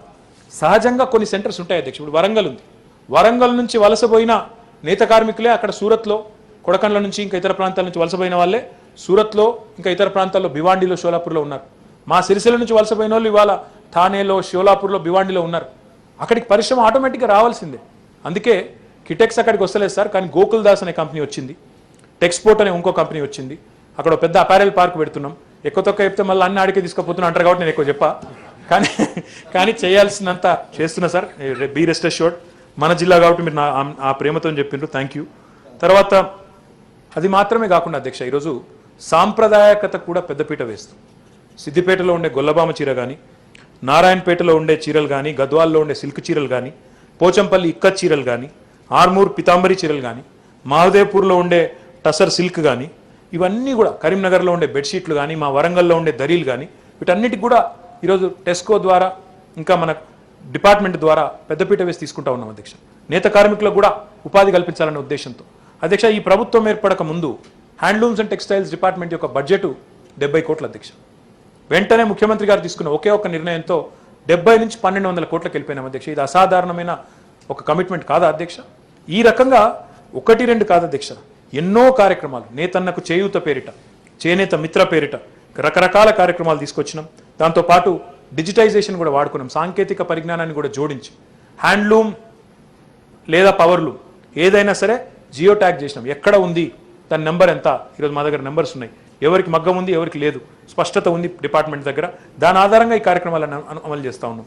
మొన్న కరోనా టైంలో ఒక దాదాపు 100 కోట్ల రూపాయలు 23,000 మంది కార్మికులకు థ్రిఫ్ట్ రూపంలో, మా నర్సన్న ఎప్పుడు కార్మికుల గురించి మాట్లాడతారు కాబట్టి చెప్పాలి అధ్యక్ష, భారతదేశంలో ఎక్కడ లేదు నర్సిరెడ్డి గారు. 50% రసాయనాల మీద, నూలు మీద 50% సబ్సిడీ ఇచ్చే రాష్ట్రం భారతదేశంలో ఎక్కడా లేదు, ఒక తెలంగాణ మాత్రమే. ఈరోజు థ్రిఫ్ట్ రూపంలో ₹1 కార్మికుడు పెడితే ₹2 హ్యాండ్లూమ్ అయితే, హ్యాండ్లూమ్ వర్కర్ అయితే ₹2 ఇచ్చే సంస్కారం ఉన్న ప్రభుత్వం భారతదేశంలో ఎక్కడ లేదు. బీడీ కార్మికులకు పెన్షన్లు ఇచ్చే ప్రభుత్వం భారతదేశంలో ఎక్కడ లేదు. ఇట్లా చెప్పాలంటే చాలా ఉన్నాయి, నేను చెప్పను. కానీ ఇంకా రుణమాఫీ, చేనేత కార్మికులకు రుణమాఫీ చేసినాం దాదాపు 29 కోట్లు, అది కూడా చేసుకున్నాం. ఎవ్రీ ఇయర్ కార్మికులు, వారి కార్మికులు అనడానికి లేదు, వాళ్ళని కళాకారులు అనాలా, ఆ కళాకారులను ఎవ్రీ ఇయర్ కొండా లక్ష్మణ్ బాపూజీ గారి పేరు మీద ఒక అవార్డు పెట్టి వారిని గౌరవించుకుంటా ఉన్నాం. బతుకమ్మ చీరలిచ్చి ఈరోజు 8,000 నుంచి 10,000 సంపాదించే కార్మికుడికి 20,000, 25,000 దాకా వచ్చే విధంగా చేసింది కేసీఆర్ ప్రభుత్వం కాదా? ఇలా నేత కార్మికుల ఆత్మహత్యలు తగ్గినాయంటే, ఒకనాడు కేసీఆర్ గారు బుధాన్ పోచంపల్లిలో చూసిన కార్మికుల కష్టాలు, సిరిసిల్లలో చూసిన కష్టాలు, వాటి నుంచి వచ్చిన అనుభవాలు ఇవాళ ముఖ్యమంత్రి అయిన తర్వాత వారికి ఉపయోగపడి బడ్జెట్ పెంచడం వల్ల కార్మికులకు వేతన రూపంలో అందడం లేదా? ఇది కార్మికుల కోసం మా కమిట్మెంట్ కాదా? దయచేసి విమర్శ కోసం విమర్శ అన్నట్టు కాకుండా, మంచి జరిగినప్పుడు మంచి జరిగిందని చెప్పండి, జరగకపోతే జరగలేదని చెప్పండి. కానీ సావుకు పెళ్లికి ఒక మంత్రం మంచిది కాదు నర్సన్న అని చెప్పి మాత్రమే నేను మీ ద్వారా వారికి విజ్ఞప్తి చేస్తా ఉన్నా అధ్యక్ష. ఇంకా చాలా ఉన్నాయి అధ్యక్ష చెప్పాలంటే. ఇందాక మిత్రులు చెప్పినారు Kakatiya mega textile park. Kakatiya mega textile పార్కులో 1,190 ఎకరాలు, అందులో నికరంగా మాకు మిగిలింది అన్ని రోడ్స్ అవి ఇవి పోను మిగిలింది 880 ఎకరాల పైచిలుకు సార్. ఆ 880 ఎకరాలు ఇప్పుడు ఆల్రెడీ మొత్తం కమిట్మెంట్ అయ్యింది. యంగ్ వన్ అనే సంస్థ 300 ఎకరాలు తీసుకుంది, కిటెక్స్ అనే సంస్థ 200 ఎకరాల పైన తీసుకుంది, గణేష ఈకోస్పియర్ అనే కంపెనీ ఆల్రెడీ తన కన్స్ట్రక్షన్ మొదలుపెట్టింది. సంవత్సరంన్నర కాలంలో ఆ కంపెనీ, ఆ మొత్తం పార్కు కలకల్లాడుతుంటుంది జీవన్ రెడ్డి గారు. కానీ ఎన్నిసార్లు చెప్పినా కేంద్ర ప్రభుత్వానికి, ఎన్నిసార్లు అడిగినా, ఎందుకంటే we have to compete on scale, మీరు సపోర్ట్ చేయండి, ఈ 40-50 ఎకరాల్లో పెట్టే టెక్స్టైల్ పార్క్లతో లాభం లేదు, మెగా టెక్స్టైల్ పార్క్ కావాలి, బంగ్లాదేశ్తో పోటీ పడాలంటే, చైనాతో పోటీ పడాలంటే మెగా టెక్స్టైల్ పార్క్ కావాలని బతిమిలాడినాం. స్మృతి ఇరానీ గారు ఉన్నప్పుడు వారికి చెప్పినాను, పీయూష్ గోయల్ గారు వచ్చిన తర్వాత ఆయనకి చెప్పాను, అంతకు ముందున్న టెక్స్టైల్ మంత్రి కూడా చెప్పాను. ఏమీ లాభం లేదు, ఏదో స్కీమ్ ఉంది వస్తుంది అంటారు తప్ప ఏమీ జరగడం లేదు. అయినప్పటికీ వదిలిపెట్టకుండా వాళ్ళని అడుగుతూనే ఉంటాం. ఇక ఒక ఆయన పాదయాత్ర చేస్తున్నారు సార్ బయట, మా పార్లమెంట్ సభ్యులు, మా సిరిసిల్లలో మెగా పవర్లూమ్ క్లస్టర్ కావాలని అరుణ్ జైట్లీ గారు ఉన్నప్పటి నుంచి అడుగుతున్నా సార్ నేను పోయి, ఒక ఎమ్మెల్యేగా, హ్యాండ్లూమ్స్ అండ్ టెక్స్టైల్స్ మంత్రిగా. ఇప్పటివరకు అతిగతి లేదు ఆయన పార్లమెంట్లోని. ఇక ఆయన కూడా పెద్ద పెద్ద మాటలు మాట్లాడుతూ పాదయాత్ర చేస్తున్నాడు, ఆయన విఘ్నతకు వదిలేద్దాం. కానీ ఈ రకంగా ఎన్నో కార్యక్రమాలు తీసుకొని చివరిగా నేను ఒక మాట, ఈ టెక్స్టైల్ రంగానికి సంబంధించి ఒక అపురూపమైన కార్యక్రమం తీసుకున్నాం నర్సిరెడ్డి గారు.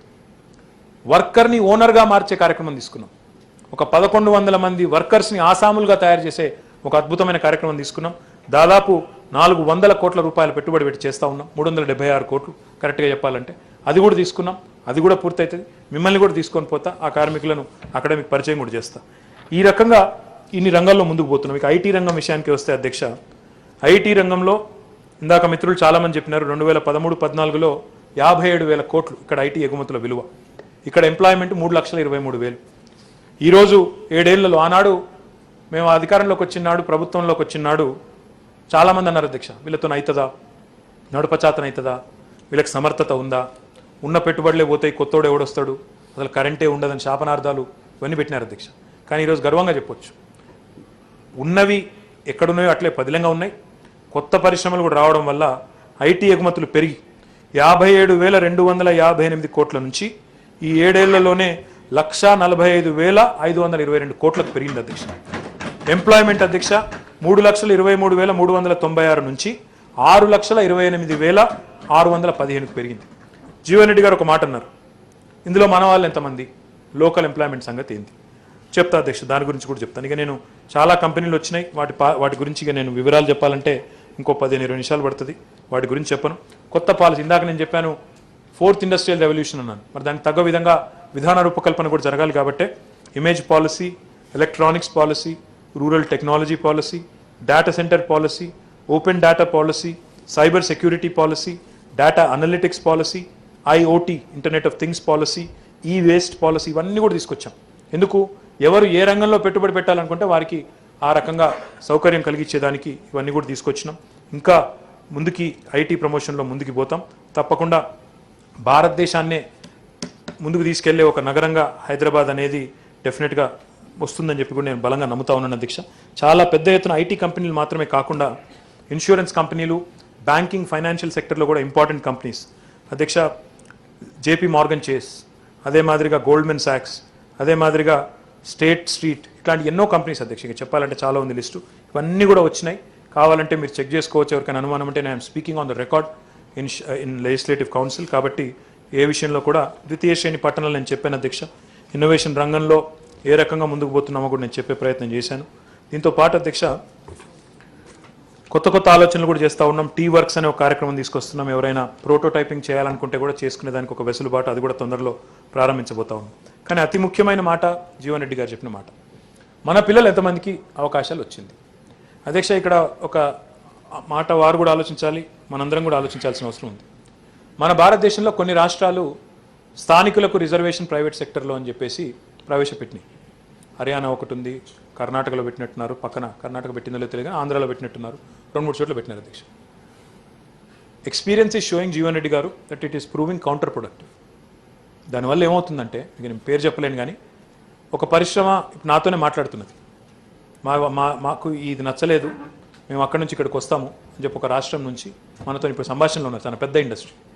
ఎందుకు అంటే వారు ఏమంటున్నారంటే, స్కిల్డ్, సెమీ స్కిల్డ్ పొజిషన్స్లో ప్రపంచవ్యాప్తంగా ఎవరికి స్కిల్ ఉంటే వాళ్ళని తెచ్చుకోవాలి, పెట్టుకోవాల్సి ఉంటుంది. అక్కడ కూడా రిజర్వేషన్ అంటే అది కుదిరే పని కాదని చెప్తున్నారు.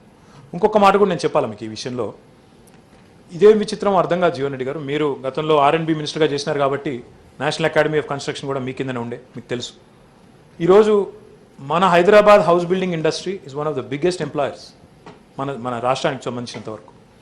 తమాషా ఏంటంటే అక్కడ పోయి చూస్తే ఏ కన్స్ట్రక్షన్ సైట్ కన్నా మీరు పోనరు, ప్లంబర్ మనోడు ఉండడు, కార్పెంటర్ మనోడు ఉండడు, ఫిట్టర్ మనోడు ఉండడు. ఎక్కడికి వెళ్ళి వచ్చినారో బాబు అంటే ఒకటి జైపూర్ అంటాడు, ఒకటి బీహార్ అంటాడు, ఒకడు ఇంకోటి అంటాడు.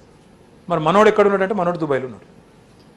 పోనీ అక్కడేమన్నా మనోడు బాగా సంపాదిస్తున్నాడా, బాగుపడ్డా అక్కడ పోయి అంటే, నేను దుబాయ్ పోయినప్పుడు లేదా అటు వచ్చేటప్పుడు పోయేటప్పుడు కలుస్తారు మనోళ్ళు. మా సిరిసిల్ల నిండా వాళ్ళే, జగిత్యాల నిండా వాళ్ళే. ప్రతి ఊరికెళ్ళో 100 మంది ఉంటారు, సిద్దిపేట, దుబ్బాక ఏరియా అంతా, కోరుట్ల.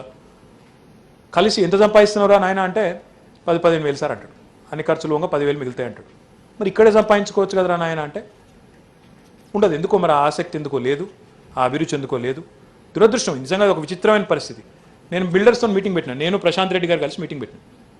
నాక్ ద్వారా మీకు ఎంతమంది కావాలంటే అంతమంది మేము ఇస్తాం, తీసుకోండి మా వాళ్ళని అని చెప్పినాం. వాళ్ళు అంటారు, సార్ రారు సార్ మన వాళ్ళు అంటారు. ఎందుకు రారాయా అంటే, రారు సార్. బయట వాడు వస్తే వాడు పాపం ఇమిగ్రెంట్ మెంటాలిటీ, వచ్చినోడు ఒళ్ళు మంచి కష్టపడతాడు, 18 గంటలు కష్టపడతాడు లేదా 12 గంటలు కష్టపడతాడు, చేస్తాడు, 2 షిఫ్ట్లు పని చేస్తాడు, ఓవర్ టైం చేస్తాడు, మేము కూడా డబ్బులు ఇస్తాం, నడిచిపోతుంది. కానీ మన వాళ్ళు అట్లా చేయరు సార్. ఇది ఒక విచిత్రమైన పరిస్థితి ఉంది. నేను దాచేదేం లేదు, దాపరికం లేదు, ఓపెన్గా చెప్తా ఉన్నాం మీకు. ఇది ఎక్కడో సరి చేయాల్సిన అవసరం కూడా ఉంది. మరి అది ఇమిగ్రెంట్ మెంటాలిటీయా ఇంకోట నాకు తెలియదు. కానీ వాస్తవం అయితే ఇది. ఈరోజు హైదరాబాద్లో మీరు చూసారు, కోవిడ్ లాక్డౌన్ టైంలో 2వ దశ వచ్చినప్పుడు ఎన్ని లక్షల మంది పోయినరండి ట్రైన్లలో. ఎక్కడి వాళ్ళు వీళ్ళని చూస్తే మన రైస్ మిల్లులో హమాలీలు, బీహార్ వాళ్ళు దగ్గర లక్షల మంది, ఒకరి గారి ఇద్దరు కాదు. మరి మనోళ్ళు ఎక్కడున్నారంటే మనోళ్ళు ఇక్కడ లేరు. ఏంది దీన్ని ఎట్లా అర్థం చేసుకోవాలంటే, ఈ సోషియలాజికల్ ఎవరైనా ఎక్స్పర్ట్లు ఉంటే వాళ్ళని పట్టుకోవాల్సిందే తప్ప నిజంగా మాకు కూడా అర్థం కావట్లేదు. మన వాళ్ళు మన దగ్గర పనిచేయడానికి నామోషి ఏంది అంటే నేను ఆలోచించుకున్నాను సార్. నేను కూడా ఆలోచించుకుంటే నాకు ఒకటి వాస్తవం అనిపించింది. నేను కొద్దిగా నిస్సిగ్గుగా చెప్తున్నాం అనుకోకండి ఎవరు. అధ్యక్ష, నేను అమెరికా పోయిన అధ్యక్ష చదువుకోవడానికి. అమెరికా పోకంటే ముందు నేను ఇక్కడ ఇంట్లో ఏ రోజు కూడా నా ఛాయ్ కప్పు తీసి పక్కకు కూడా పెట్టలేదు అధ్యక్ష.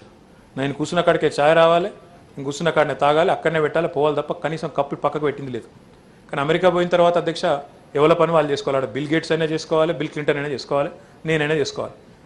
ఎవరి భాషలు వాళ్ళే దొంకోవాలి, ఎవరి బట్టలు వాళ్ళే ఉతుక్కోవాలి, ఎవరు బతకాలి. ఇక నువ్వు ప్రపంచ కోటీశ్వరుడు అయితే బట్లర్ గిట్లర్ పెట్టుకోవచ్చు, కానీ లేకపోతే కుదరదు సార్.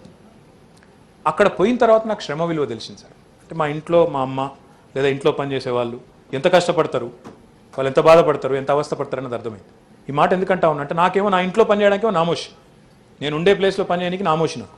కానీ బయటికి పోతే మాత్రం విధిలేని పరిస్థితుల్లో అనివార్యంగా పనిచేయాల్సి వచ్చింది.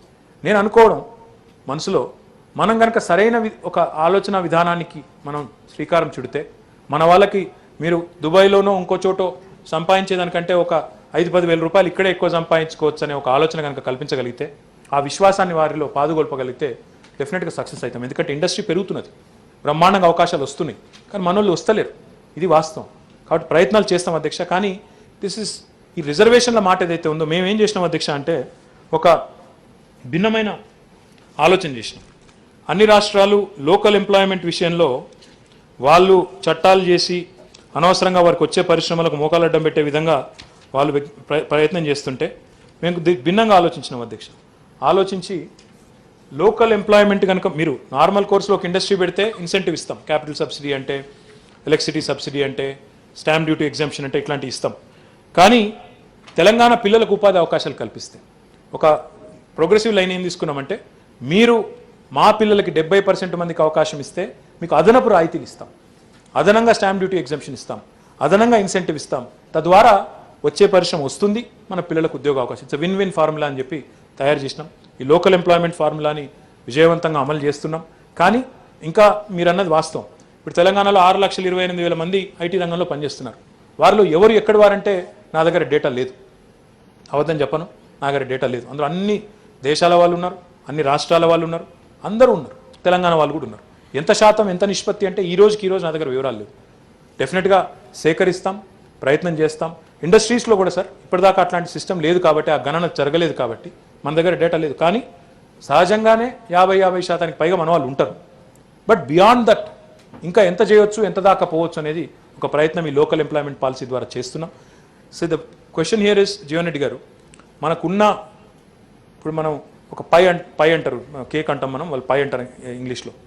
ఆ పై సైజ్ పెంచుకుంటూ పోవచ్చు, పరిశ్రమను విస్తరించుకుంటూ పోవచ్చు, అందులో మన భాగం మనకు దక్కుతుంది.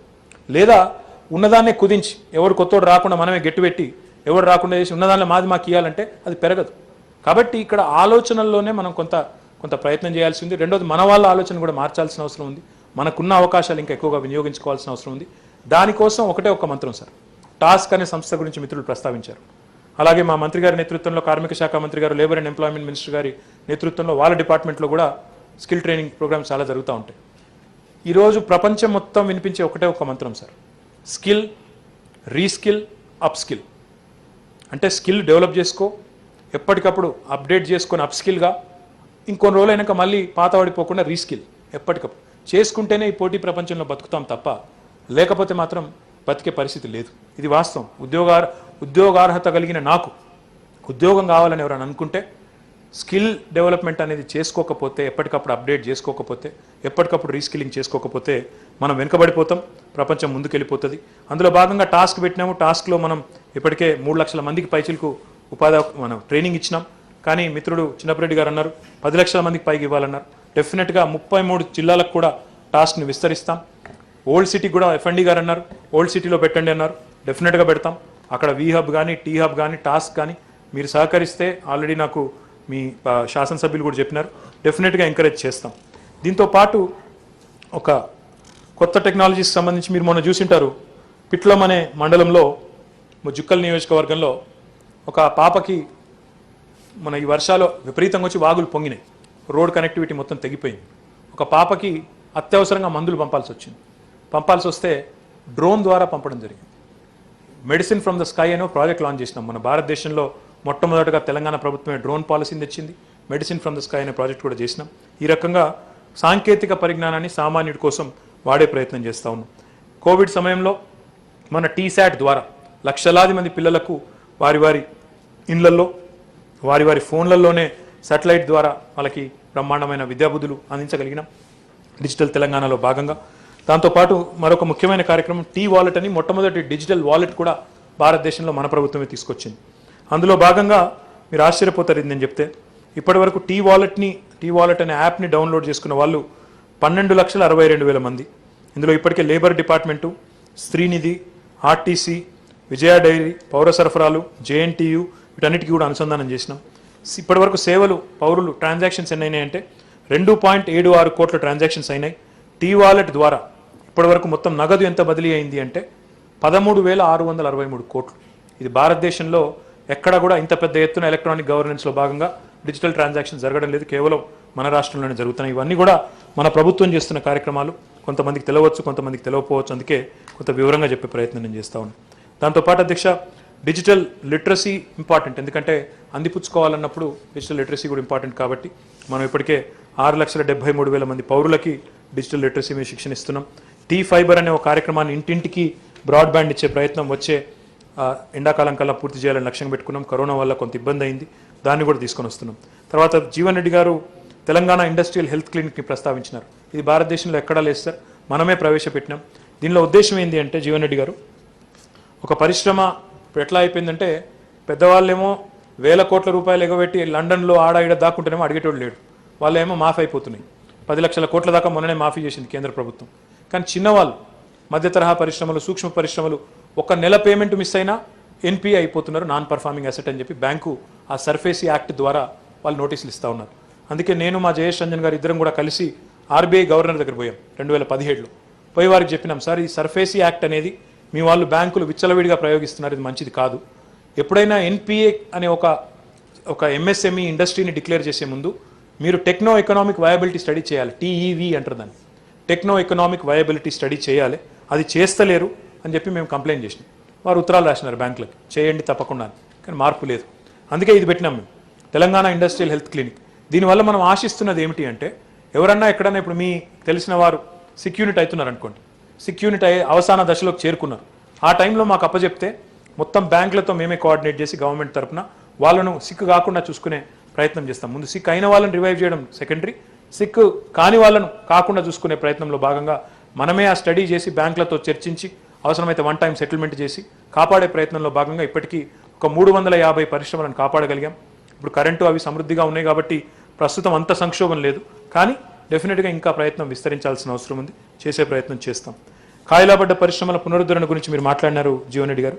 సిర్పూర్ పేపర్ మిల్ తెరిపించగలిగాం, మీరు అన్నది వాస్తవం. కొత్త పరిశ్రమకి ఏ రాయితీలు ఇస్తామో సిక్ అయిన వాటికి కూడా అదే ఇవ్వాలన్నారు, అదే ఇచ్చి ఓపెన్ చేసాం. ఇంకా వాళ్ళకు కొత్త పరిశ్రమ కంటే ఎక్కువ రాయితీలు ఇచ్చినాం సిర్పూర్ పేపర్ మిల్కి, ఎందుకంటే అది ప్రతిష్టాత్మకమైన మిల్లు, అందుకే ఇచ్చినాం. దాంతోపాటు రామగుండం ఫర్టిలైజర్స్ లిమిటెడ్ను కూడా భారత ప్రభుత్వంతో కలిసి సంయుక్తంగా, అందులో మన పెట్టుబడి కూడా ఉంది, దాన్ని కూడా మనం పునరుద్ధరిస్తూ ఉన్నాం. తొందరలోనే ప్రధానమంత్రి ప్రారంభిస్తారని చెప్తా ఉన్నారు. ఫర్టిలైజర్, రామగుండం ఫర్టిలైజర్ కూడా పునరుద్ధరించినాం. దాంతోపాటు భీమా సిమెంట్ అనే కంపెనీ నల్గొండ, వారిని కూడా పునరుద్ధరించే ప్రయత్నంలో చివరి దశలో ఉన్నాం, అది కూడా అయిపోతుంది. ఇక కమలాపూర్లో బిల్ట్ అనే ఒకటి ఉంటుంది, ఏపీ రేయాన్స్ అనేది ఇదివరకు, అది మూతపడ్డది, 7 ఏళ్ల నుంచి ప్రయత్నం చేస్తూ ఉన్నాం. కానీ దురదృష్టం ఏంటంటే, ఇందాక మీరు అన్నారు అన్ని తెరిపించే ప్రయత్నం చేయాలని, కొన్ని సందర్భాల్లో సాధ్యం కాదు. ఎందుకు సాధ్యం కాదు అంటే, ఈరోజు మీరు గమనించినట్టయితే వారు ఉత్పత్తి చేసే వస్తువు ఏదైతే ఉంటుందో దాని గిరాకీ లేకపోతే మార్కెట్లో వాళ్ళు అయితే ప్రత్యామ్నాయం చూసుకోవాలా, లేదంటే కంపెనీ మూసుకోవాల్సిన పరిస్థితి. వారు విస్కోస్ అని తయారు చేస్తారు, దానికి గిరాకీ లేదు మార్కెట్లో. దాంతో వారికి ఉన్న ఏకైక కస్టమర్ ఇదివరకు ఆయన గ్రాసిమా ఎవరు ఉండే, వారు బంద్ అయినరు. కాబట్టి ఏం చేయగలిగిన పరిస్థితి లేకుండా మూతపడాల్సిన పరిస్థితి వచ్చింది. అట్లా కాకుండా ఇంకేమైనా అవకాశాలు ఉంటే మాత్రం పూర్తి స్థాయిలో బలమైన ప్రయత్నాలు చేస్తున్నాం. ఆ ప్రయత్న భాగంలో ఇందాక మిత్రులు అన్నట్టు రంగారెడ్డికి, మేడ్చల్కు, హైదరాబాద్కి మాత్రమే పరిశ్రమను పరిమితం చేయకుండా 5 వైపులా, నలువైపులా ఇండస్ట్రియల్ కారిడార్స్ ఉండాలి, పారిశ్రామిక కారిడార్స్ ఉండాలనే ఉద్దేశంతో Hyderabad Nagpur corridor, Hyderabad Warangal corridor, Hyderabad to Bengaluru corridor, Hyderabad నుంచి విజయవాడ కారిడారు, హైదరాబాద్ నుంచి ముంబై కారిడార్, ఈ 5 కారిడార్లను గుర్తించడం జరిగింది. గుర్తించి కేంద్ర ప్రభుత్వానికి ఒకసారి కాదు, నేను మొత్తం నా దగ్గర లిస్ట్ ఉంది, 48 ఉత్తరాలు రాస్తున్నాను. మాకు పారిశ్రామిక కారిడార్లు ఇవ్వండి, మాకు డెవలప్మెంట్కి అవకాశం ఉంటుందని అడిగినాం. ఇంతవరకు ఉలుకు లేదు, పలుకు లేదు, ఇప్పటివరకు ఏ స్పందన లేదు. అయినప్పటికీ వారి కోసం ఆగకుండా మన టెక్స్టైల్ పార్క్ పెట్టుకున్నాం, మన ముచ్చర్ల పార్కును పెట్టుకుంటున్నాం, ఆ రకంగా ముందుకు పోతా ఉన్నాం. దీంతోపాటు అధ్యక్ష, మేము ఈ రాష్ట్ర ప్రభుత్వం ఒకవైపు ప్రభుత్వ రంగంలో కూడా, సరే కొంతమంది బయట ఏదో జంగు సైరన్లు అంటున్నారు, ఏవో అంటున్నారు, నిరుద్యోగుల గురించి బాగా మాట్లాడుతున్నారు. కానీ వాస్తవం ఏమంటే అధ్యక్ష, ఈ ప్రభుత్వం వచ్చిన తర్వాత భారతదేశంలోని ఏ రాష్ట్ర ప్రభుత్వం కంటే కూడా ఎక్కువగా, ఇటు పరిమితమైన కాలంలో కొత్త రాష్ట్రంగా ఏర్పడ్డ తర్వాత జోనల్ రెగ్యులేషన్స్ కానీ ఇంకోటి కానీ అంతటి అస్పష్టత ఉన్నప్పటికీ 132,800 పైచిలకు ఉద్యోగ నియామకాలు ప్రభుత్వ రంగంలో చేశాం. ప్రైవేట్ రంగంలో 16 లక్షలు ఇండస్ట్రీ ద్వారా, 3 లక్షల పైచిలకు ఐటీ రంగం ద్వారా ఈరోజు ఉపాధి అవకాశాలు సృష్టించగలిగాం. వాటిలో మన వాళ్ళని అందిపుచ్చుకునే దిశగా వారికి నైపుణ్య శిక్షణ ఇస్తూ ఉన్నాం. ఇందాక నరసిరెడ్డి గారికి నేను చెప్పింది ఊరికనే చెప్పలేదు. అసలు సిసలైన డిగ్నిటీ ఆఫ్ లేబర్ను కూడా ఈ ప్రభుత్వం ఆచరణలో చూపెడుతుంది. ఎందుకంటే టాటాలైనా తాతల నాటి కుల వృత్తులైనా అన్నింటినీ ఒకే దృక్పథంతో చూస్తున్నాం. ఈరోజు గ్రామీణ ప్రాంతాల్లో ఉండే కుల వృత్తులకు కూడా పెద్దపీట వేసి వారిని కూడా స్వయం ఉపాధి దిశగా నడిపించే ప్రయత్నం చేస్తూ ఉన్నాం. ఎక్కడి వారి కోసం అక్కడ ఈరోజు ఈ రకమైన వెసులుబాటు కల్పిస్తూ ఉన్నాం. మహిళలను పారిశ్రామికవేత్తలుగా తీర్చేందుకు ఒక వీహబ్తోనే ఆగిపోలేదు. 3 పారిశ్రామిక పార్కులు ప్రత్యేకంగా వారి కోసం ఏర్పాటు చేశాం. ప్రతి పార్కులో వారి కోసం రిజర్వేషన్ సిస్టమ్ తెచ్చాం. దళిత గిరిజన యువకుల కోసం టీ ప్రైడ్ అనే ఒక కార్యక్రమం తీసుకుని రావడం వల్ల ఇందాక నేను చెప్పినట్టు 2000 పైచిలకు కోట్ల రూపాయలను ఈరోజు బ్రహ్మాండంగా మనం ఇన్సెంటివ్స్ రూపంలోనే వారికి అందించడం జరిగింది. తెలంగాణ స్థానిక ఉపాధి నినాదం కింద ఇందాక నేను చెప్పినట్టు స్థానికులకు ఉద్యోగాలు కల్పించే కంపెనీలకు అదనంగా ఇన్వెస్ట్మెంట్ సబ్సిడీ, అదనంగా స్టేట్ జీఎస్టీలో అదనంగా విద్యుత్ రాయితీలు ఇవ్వడం వల్ల ప్రయత్నం చేస్తూ ఉన్నాం. టాస్క్ను తప్పకుండా విస్తరిస్తాం. ఈ దిశగా ముందుకు పోతాం.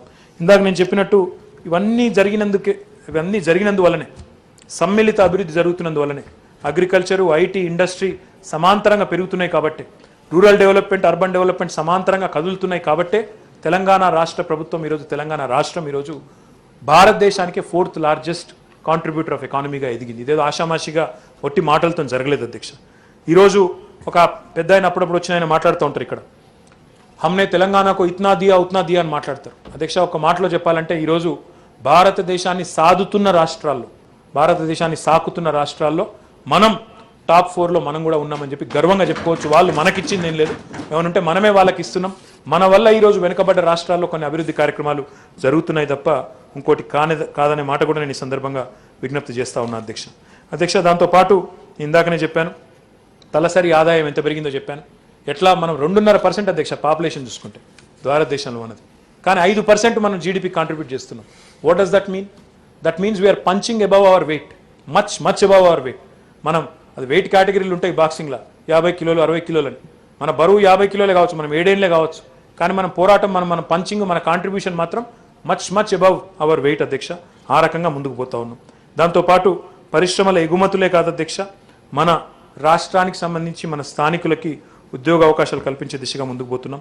కానీ దురదృష్టం, కేంద్ర ప్రభుత్వం నుంచి ఇంకొక మాటలో చెప్పాలంటే ఎనీ ఇండస్ట్రియల్ గ్రోత్కి ఇంకొక తార్కాను power consumption. Today we are నెంబర్ 1 state in the country in power consumption. Per capita కన్జంప్షన్లో నెంబర్ 1గా ఉన్నాం మొత్తం భారతదేశంలో. అది కూడా పారిశ్రామిక పురోగతికి, రాష్ట్ర పురోగతికి ఒక సూచిక. మరి ఇన్ని పనులు చేస్తున్నా అప్పుడప్పుడు నీతి ఆయోగ్ ప్రశంసిస్తూ ఉంటుంది అధ్యక్ష. మొత్తం 100% మీరు యూఓడిబి అమలు చేసినారు, సంతోషం అని ప్రశంసిస్తారు. సిఫారసులు ఇస్తారు అధ్యక్ష. 24,000 కోట్లు ఇవ్వండి, మిషన్ కాకతీయకి ఇవ్వండి, మిషన్ భగీరథకి ఇవ్వండి అని చెప్తారు. మీ స్టాటిస్టిక్స్, మీరు మీ పారిశ్రామిక పురోగతి చాలా బాగుందంటారు, మీ విధానం బాగుంది, ఇతర రాష్ట్రాలకు అనుసరణీయమని చెప్పి అప్పుడప్పుడు ప్రశంసిస్తారు. ప్రశంసనే తప్ప పైసలు అయితే లేవు అధ్యక్ష, వాళ్ళు ఇచ్చిందేమీ లేదు. ఇంకొక మాటలు చెప్పాలంటే అధ్యక్ష, కనీసం నీతి ఆయోగ్ అన్న పొగుడుతుంది అధ్యక్ష, కానీ భారత ప్రభుత్వానికి ఆ నీతి కూడా లేదు. వాళ్ళు మాట సాయం లేదు అధ్యక్ష, మూట సాయం కూడా లేదు, ఏదీ లేదు. ఇప్పటివరకు వాళ్ళు ఇచ్చిందేమీ లేదు, కానీ మాటలు మాత్రం బయట పాదయాత్రలని ఇంకోటని ఏదేదో మాట్లాడుతూ ఉంటారు అధ్యక్ష. కానీ ఇప్పటిదాకా మనం పంపిన ప్రతి ప్రతిపాదనని బుట్టదాఖలు చేసినారు. ఇప్పటిదాకా ఏమేం కోరామంటే ఐటీఐఆర్ అన్నారు జీవన్ రెడ్డి గారు. ఐటీఐఆర్ గురించి నేను విమర్శ కాదు జీవన్ రెడ్డి గారు, 2008లో మీ ప్రభుత్వం ఆనాడు ఇక్కడ ఉండే అక్కడ ఉండే, కానీ 2014 వరకు మీరే ఉండే. ఆ 6 ఏళ్ళు మీ ప్రభుత్వం కేంద్రంలో ఉన్నప్పటికీ ఇక్కడ పురోగతి లేకుండా, సరే దురదృష్టం ఆనాటి పరిస్థితి అట్లాంటిది, నేను దాని గురించి ఏమనను. కానీ తర్వాత వచ్చిన ఈ ప్రభుత్వం, ఎన్డీఏ ప్రభుత్వం దాన్ని బుట్టదాఖలు చేసింది. నేను స్వయంగా వచ్చిన ప్రతి కేంద్ర మంత్రిని పోయి అడిగినాను, ఐటీ మంత్రిని, ప్రధానమంత్రి గారికి పోయి మొత్తం వివరాలు ఇచ్చి వచ్చినాను. ముఖ్యమంత్రి గారు స్వయంగా ఒకసారి కాదు పలుమార్లు అడిగినారు. చివరికి ప్రత్యామ్నాయం ఏమైనా ఆలోచన చేసినారో అదన్నా చెప్పమని అడిగినాం, ఏదీ లేదు. ఐటీఐఆర్ ఇప్పటి వరకు కేంద్ర ప్రభుత్వ నిర్లక్ష్యం వల్ల మన దగ్గరనే కాదు, మొన్న మధ్యన మీ పార్టీ వాళ్ళు విమర్శ చేస్తే కూడా నేను చెప్పాను, బెంగళూరులో కూడా ముందుకు పోగలేదు, ఎక్కడ ముందుకు పోలేదు దేశంలో. కేంద్ర ప్రభుత్వమే ఏ రాష్ట్ర ప్రభుత్వానికి సహకారం అందించకపోవడం వల్ల ఐటీఐఆర్ అనే పథకమే మూలనబడ్డది. అయినప్పటికీ మన ఐటీ ఎగుమతులు ఆగలేదు, మన ఐటీ పురోగతి ఆగలేదు, ముందుకు పోతానే ఉన్నాం. బయ్యారం ఉక్కు కర్మాగారం విషయంలో కూడా కేంద్ర ప్రభుత్వం అన్యాయమే చేసింది, ఇప్పటి వరకు ఒక్క అడుగు కూడా ముందుకు వేయలేదు. రైల్ కోచ్ ఫ్యాక్టరీ విషయం ఇందాక నేను చెప్పినాను. హైదరాబాద్ ఫార్మా సిటీకి డబ్బులు అడిగాం, కాకతీయ టెక్స్టైల్ పార్కుకు మెగా పార్క్ స్టేటస్ అడిగినాం, సిరిసిల్లలో మెగా పవర్ లూమ్ క్లస్టర్ అడిగినాం, అదేవిధంగా నేషనల్ డిజైన్ సెంటర్ ఇక్కడ నుంచి తరలిపోయింది ఆంధ్రాకి ఒక టీఎం అడిగినాం, నేషనల్ టెక్స్టైల్ పరిశోధన సంస్థ అడిగినాం, Indian institute of handloom technology అడిగాం, ఆదిలాబాద్లో మూతబడ్డ సిమెంట్ కార్పొరేషన్ ఆఫ్ ఇండియాని తెరిపించమని అడిగినాం, దేనికి ఇంతవరకు పైసలు ఇవ్వలేదు. ఒక పైసా దేనికి కూడా రాలేదు. వాళ్ళు ఇచ్చే ఆలోచనలు కూడా లేరు. ఇంకా పైపెచ్చు మనకే బంపర్ ఆఫర్లు ఇస్తూ ఉన్నారు ఈ మధ్యన. మేము కూడా అమ్ముతున్నాం, మీరు కూడా అమ్ముండ్రి. వాళ్ళు నిజంగా కూడా ఆశ్చర్యం అనిపిస్తుంది సార్. ఆయన మోడీ గారు వచ్చినప్పుడు 2 కోట్ల ఉద్యోగాలు అన్నారు సార్. మేము ఇస్తారేమో అనుకున్నాం, కానీ వాళ్ళు ప్రతి సంవత్సరం 2 కోట్లు ఊడగొడుతున్నారు సార్. ఇంకా 10,000 మాట్లాడుతున్నారు బయట పోయి, ఉద్యోగాలు ఇవ్వడం లేదని మమ్మల్ని అంటా ఉన్నారు. చాలా విచిత్రమైన మాటలు అధ్యక్ష. వాస్తవం ఏంది అంటే వీరు ప్రభుత్వ రంగ సంస్థలను తెగనమ్మడం వల్ల మాకు కొన్ని సందర్భాలు గమ్మత్తు కనిపిస్తాయి అధ్యక్ష. మన శాసనసభలో ఒక మిత్రుడు అడిగిండు, ఐడిపిఎల్ని ఏమైనా పునరుద్ధరించగలుగుతారని అడిగినాడు అధ్యక్ష. ఐడిపిఎల్ గురించి మాకు ఉత్తరం వచ్చింది అధ్యక్ష రాష్ట్ర ప్రభుత్వానికి కేంద్రం నుంచి. మేము ల్యాండ్ అమ్ముతాము, మార్కెట్ రేటుకు మీరు కొనుక్కుంటారని పంపిండు అధ్యక్ష. ఆ ల్యాండ్ ఇచ్చిందే రాష్ట్ర ప్రభుత్వం అప్పుడు పారిశ్రామికీకరణ కోసం. ప్రజల సొమ్ము అధ్యక్ష అది. ఇలా వాళ్ళు అమ్మేస్తాం, మీరు కొంటారా లేకపోతే ఇంకెవరికైనా నమ్ముకోవాలని అడుగుతా ఉన్నారు.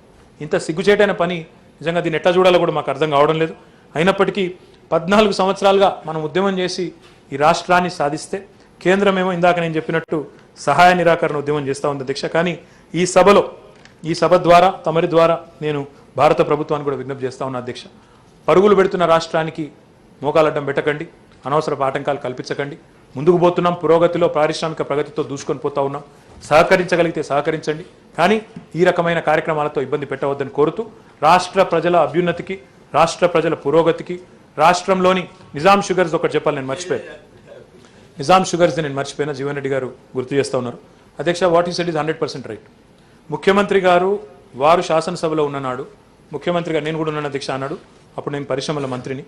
వారు లేచి అడిగినారు, నిజాం షుగర్ ఫ్యాక్టరీని పునరుద్ధరించండి, మీ ఎలక్షన్ ప్రామిస్ అన్నారు. ముఖ్యమంత్రి గారు ఏం స్పందించారో కూడా నాకు గుర్తుంది. ప్రభుత్వం నడపదు జీవన్ రెడ్డి గారు, మేము కావాలంటే డబ్బులు పెడతాం, 200 కోట్లైనా పెడతాం, 250 కోట్లైనా పెడతాం, కానీ ఎట్లా అయితే మహారాష్ట్రలో కోఆపరేటివ్ ఫార్మాట్లో రైతులు నడుపుకుంటున్నారో జీవన్ రెడ్డి గారు మీరే ముందుకు రండి, కావాలంటే మీరే చైర్మన్గా ఉండండి అని కూడా అన్నారు. మీకు గుర్తుండాలి, మీకు మీరే ముందుకు రండి, నడుపుతామన్నారు. అయితే ఒక్క మాట సార్, నేనేమి రాజకీయంగా మాట్లాడలేదు సార్, కానీ వారు చెప్పిన దానిలో మంచి పాయింట్ ఉంది ఇందాక. ఇప్పుడు వరి హ్యాస్ బికమ్ అ ఛాలెంజ్. డెఫినెట్గా డైవర్సిఫికేషన్ వైపు అందరం చూస్తున్నాం. రైతులకు ఆల్రెడీ చెరుకు అనేది అలవాటైన పంట. ఈ 3 షుగర్ ఫ్యాక్టరీలు ఓపెన్ చేస్తే 3-4 లక్షల ఎకరాలు అటు మళ్ళించవచ్చు అనే మాట వారైతే చెప్పినరో పాజిటివ్గానే తీసుకుంటాం సార్. తప్పకుండా ముఖ్యమంత్రి గారి దృష్టికి నేను వ్యవసాయ శాఖ మంత్రి గారు తీసుకుపోతాం, ప్రయత్నం చేస్తాం. 200 కాకపోతే 250 కాకపోతే 300 కోట్లు మీరు అన్నట్టు ప్రయత్నం సిన్సియర్గా చేస్తాం.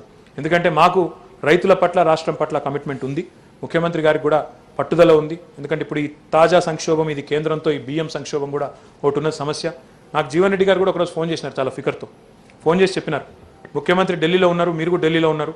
అక్టోబర్ 1 నాడు ఫోన్ చేసిండు వారు, పోయినసారి సెప్టెంబర్ 1 ఫోన్ చేసి అక్కడనే ఉన్నప్పుడు ఈ బియ్యం సంగతి ఏందో చూడండి, ఎందుకంటే రైతులు నిజంగానే ఆందోళనలో ఉన్నారని చెప్పి వారు ఫోన్ చేసినారు నాకు. కాబట్టి with all positive intent will take it sir. డెఫినెట్గా ముఖ్యమంత్రి గారి దృష్టికి తీసుకొని పోయి ప్రయత్నం చేస్తాము. కానీ అది ఎన్సీఎల్టీలో ఉంది. సమస్య ఒకటి ఉంది ఇక్కడ, చిన్న అప్పటికిప్పటికి మార్పు ఏంటంటే మీరు శాసనసభలో ఉన్నప్పటికిప్పటికీ కంపెనీ మొత్తం చిక్కుల్లో పడి దాని మొత్తం యాజమాన్యానికి సంబంధించిన విషయం మొత్తం నేషనల్ కంపెనీ లా ట్రిబ్యునల్ అంటారు, ఎన్సీఎల్టీ. అందులో పడ్డది పోయి అందులోకెళ్ళి బయటకు వచ్చేదాకా ఏం చేయరాదు. కాబట్టి అందులోకెళ్ళి బయటకు వచ్చిన తర్వాత will find a suitable contingency plan and will come out with some strategy. Once again I thank you sir. మళ్ళీ ఒకసారి మీకు హృదయపూర్వకంగా ధన్యవాదాలు, నమస్కారాలు. జై తెలంగాణ. సోమవారం 4వ తేదీ అక్టోబర్ 2021 ఉదయం 10 గంటలకు తిరిగి సమావేశం అయ్యేందుకు సభను వాయిదా వేస్తున్నాం.